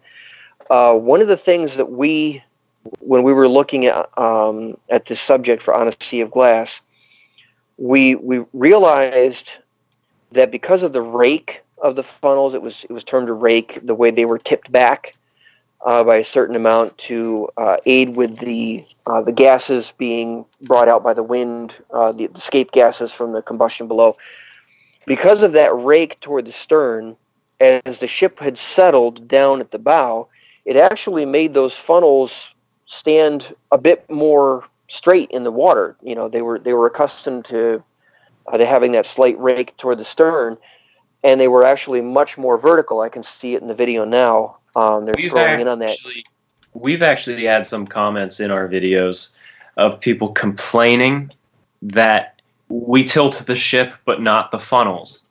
They assume funnels were upright all the time, and then when the ship leans forward, the fact that they're still upright, it's just a very odd correction that some people send in. I'm sorry, I didn't mean it's visual. No, that's a really good point to make, because visually, when the ship is on an even keel, you don't really notice the rake of the funnels as much. You kind of get used to it, and your mind kind of corrects for it. But that was actually a very carefully calculated angle that helped the wind as the ship moved forward through the water. It would help lift the smoke away from the decks on these ships. So as the ship was going down by the nose and that forward trim was increasing, those funnels actually, as you can see in the video here, they were basically in a fore-aft direction. They were almost vertical.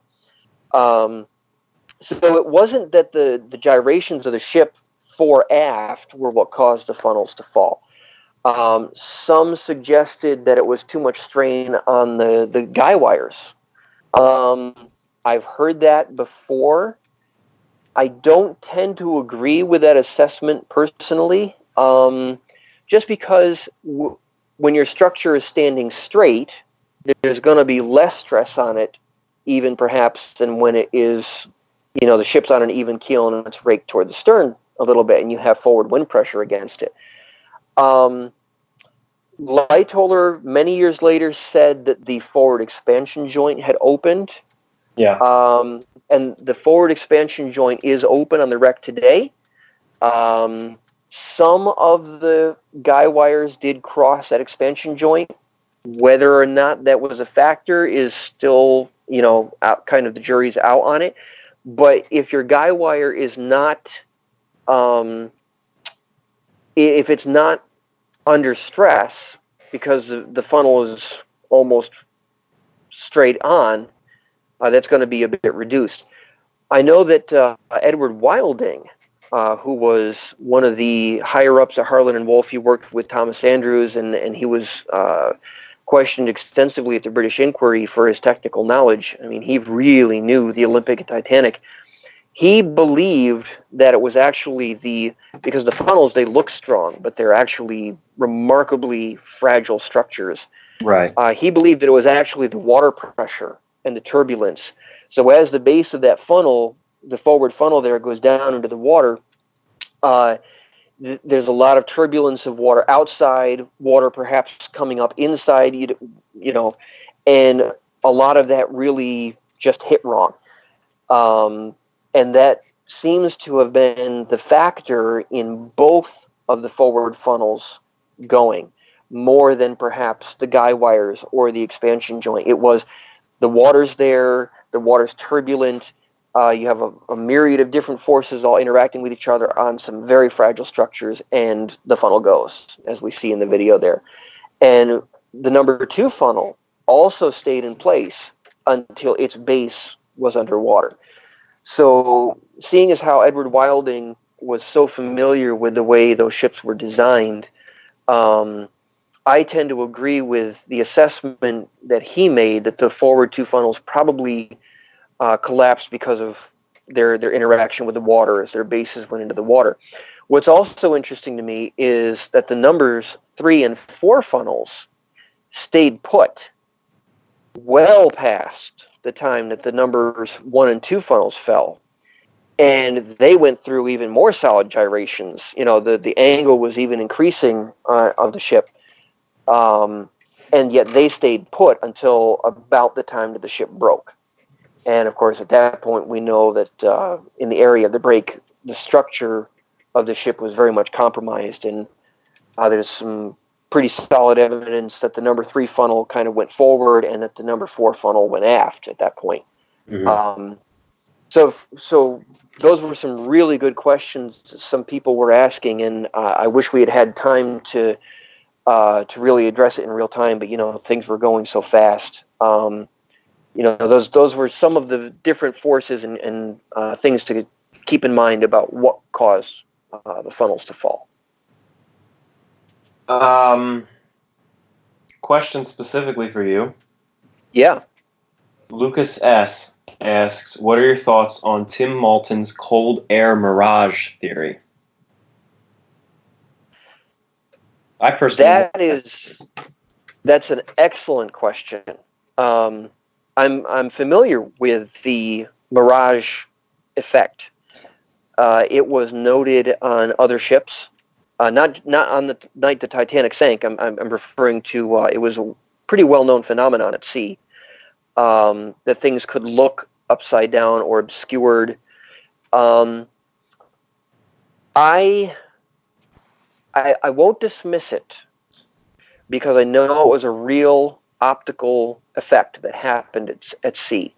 I do also look at the accounts of some of the officers who had been at sea for many years and who didn't report seeing anything even remotely resembling that. You know, I can't remember which officer it was, but or whether it might even have been one of the surviving passengers, maybe Beasley.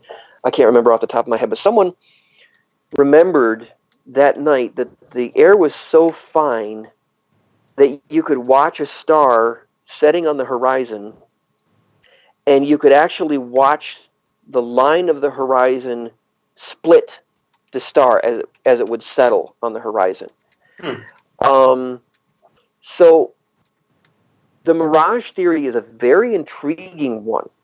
It certainly would explain a lot of some of the optical things that were reported, perhaps even with the Californian. I'm not saying that for sure, but it would if it was a real observed event that night. However, on the other hand of the equation, it wasn't widely reported from survivors on the Titanic, including the officers. I personally would think if Lightoller or any of the other surviving officers, pretty much everybody had a good reason to kind of say it wasn't my fault. You know, I did my best. It wasn't my fault. And if they were aware of such an optical situation happening, I would have thought they would have been very, very quick to blame it for not seeing the iceberg sooner or what have you. But I, at this point, I'm not willing to say yes or no on that. Okay. I'm aware of the theory, and I'm not willing to dismiss it out of hand. But it's something that I personally want to look into a bit more. And I'm aware that the mirage theory is a very real thing that happens with ships. So to answer that specific question, I won't come down hard either way right now without doing some more legwork on it. Does that sound like a fair answer? That's a very responsible answer. I completely agree. I always prefer it when someone says, I don't know, then jumps to a decision without all the evidence. And people do that too much these days. Yeah. Matt Ward says that he has your Unseen Mauritania and Unseen Aquitania books, and he very much enjoys them. Yes. So you have a ton of people out here who know you, or at least know your work. If they might not recognize your name, they definitely know your books. Do you have any other specific questions you want to address that you might have seen? Because if not, I actually have something I want you to talk about for a little bit. why don't you go first? It's getting late here on the East Coast. Yeah. I won't be able to stick around for too much longer. We're scheduled to sign off in 12 minutes. Yeah, why don't you go ahead then, and then we'll see where things go. All right. Well, just plug your books. Straight up, I want you to plug your books because we have a great audience right now, and I personally recommend most of your books. I don't have all of them. I don't necessarily read books in their entirety if it's a reference book. I generally go in looking for specific things, or I do a section that's relevant to what I'm working on at the moment. But I personally recommend several of them. Unseen Lusitania was you, correct? No, that was Eric Okay. Sauter that did Unseen Lusitania. I did Lusitania, an illustrated biography. Okay. That was we released that back in 2010. That's amazing. It was that long ago now. I really appreciate the props. And I very much appreciate. I've been noticing in the sidebar, a lot of people say that they have this book or that book that I wrote. One thing that I will say to that is I've always loved Titanic. Anyone who knows my story, I tell it freely. It was my dad that got me hooked on it when I was just 2, 3, 4 years old. Yeah. He came back with a big scale model of ship, and that was the project that he and that was our project together. Really? Yeah, that's how it all came about. His copy of Night to Remember, I still have, and I read it so many times as a child that the binding literally fell apart on it. Dude, stop. Stop. What? Stop. Because you're stealing my story here. When I was 3, my dad had the 1/350 scale Titanic. He already built it, but then it broke. And I used to put the pieces back together. I didn't know what it was, and I didn't know how they actually went, but I would just try to figure it out.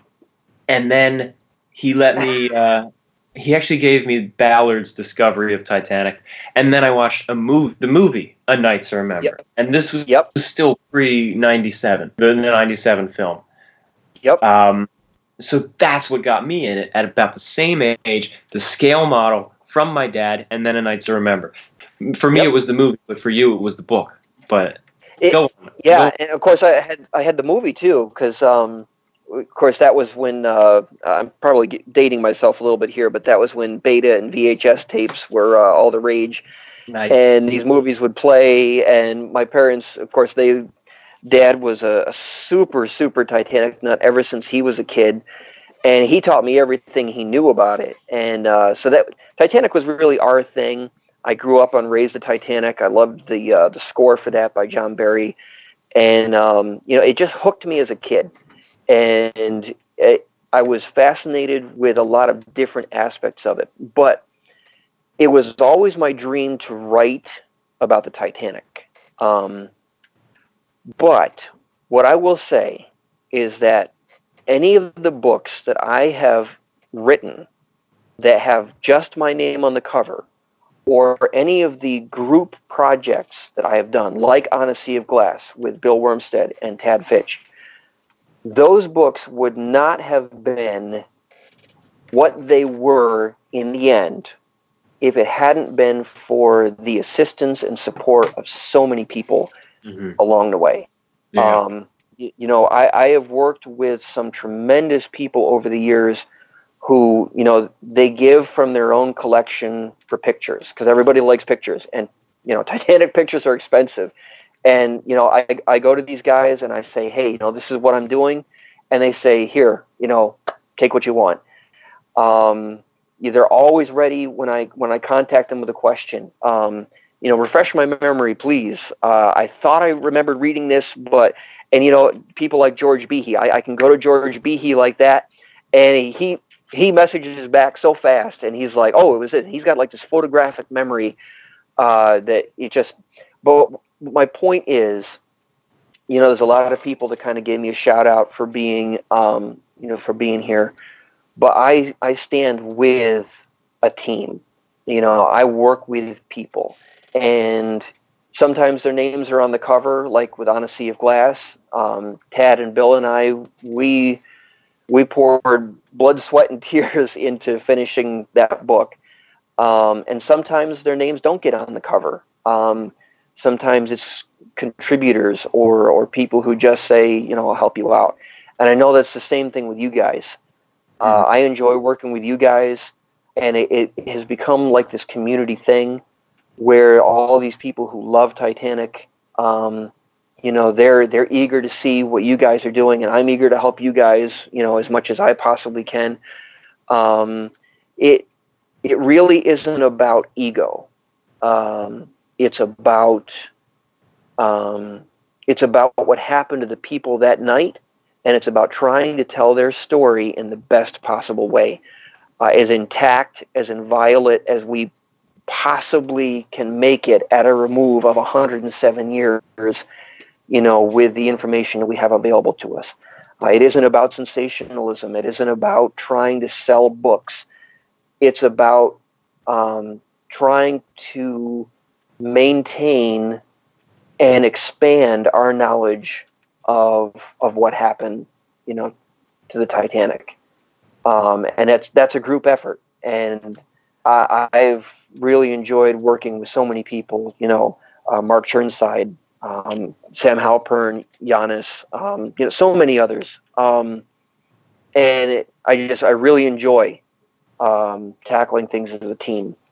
And that's why I really enjoy being part of this. I'm incredibly honored that you guys invited me to be here tonight and to be able to share some of the things that I've learned over the years and to kind of discuss things in real time. It was a privilege. So thank you very much for that.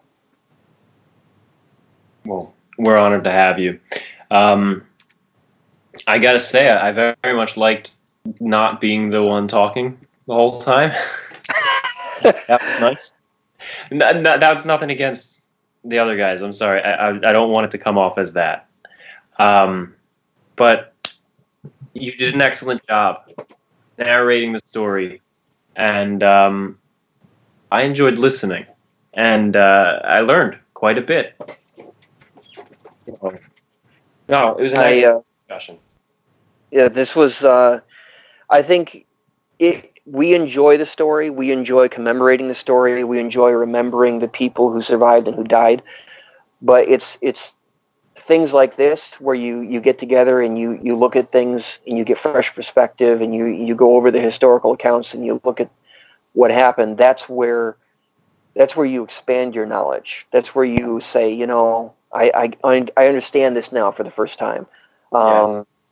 And I got to say, it was a really awesome experience, and I hope to be able to do this again with you guys at some point in the future.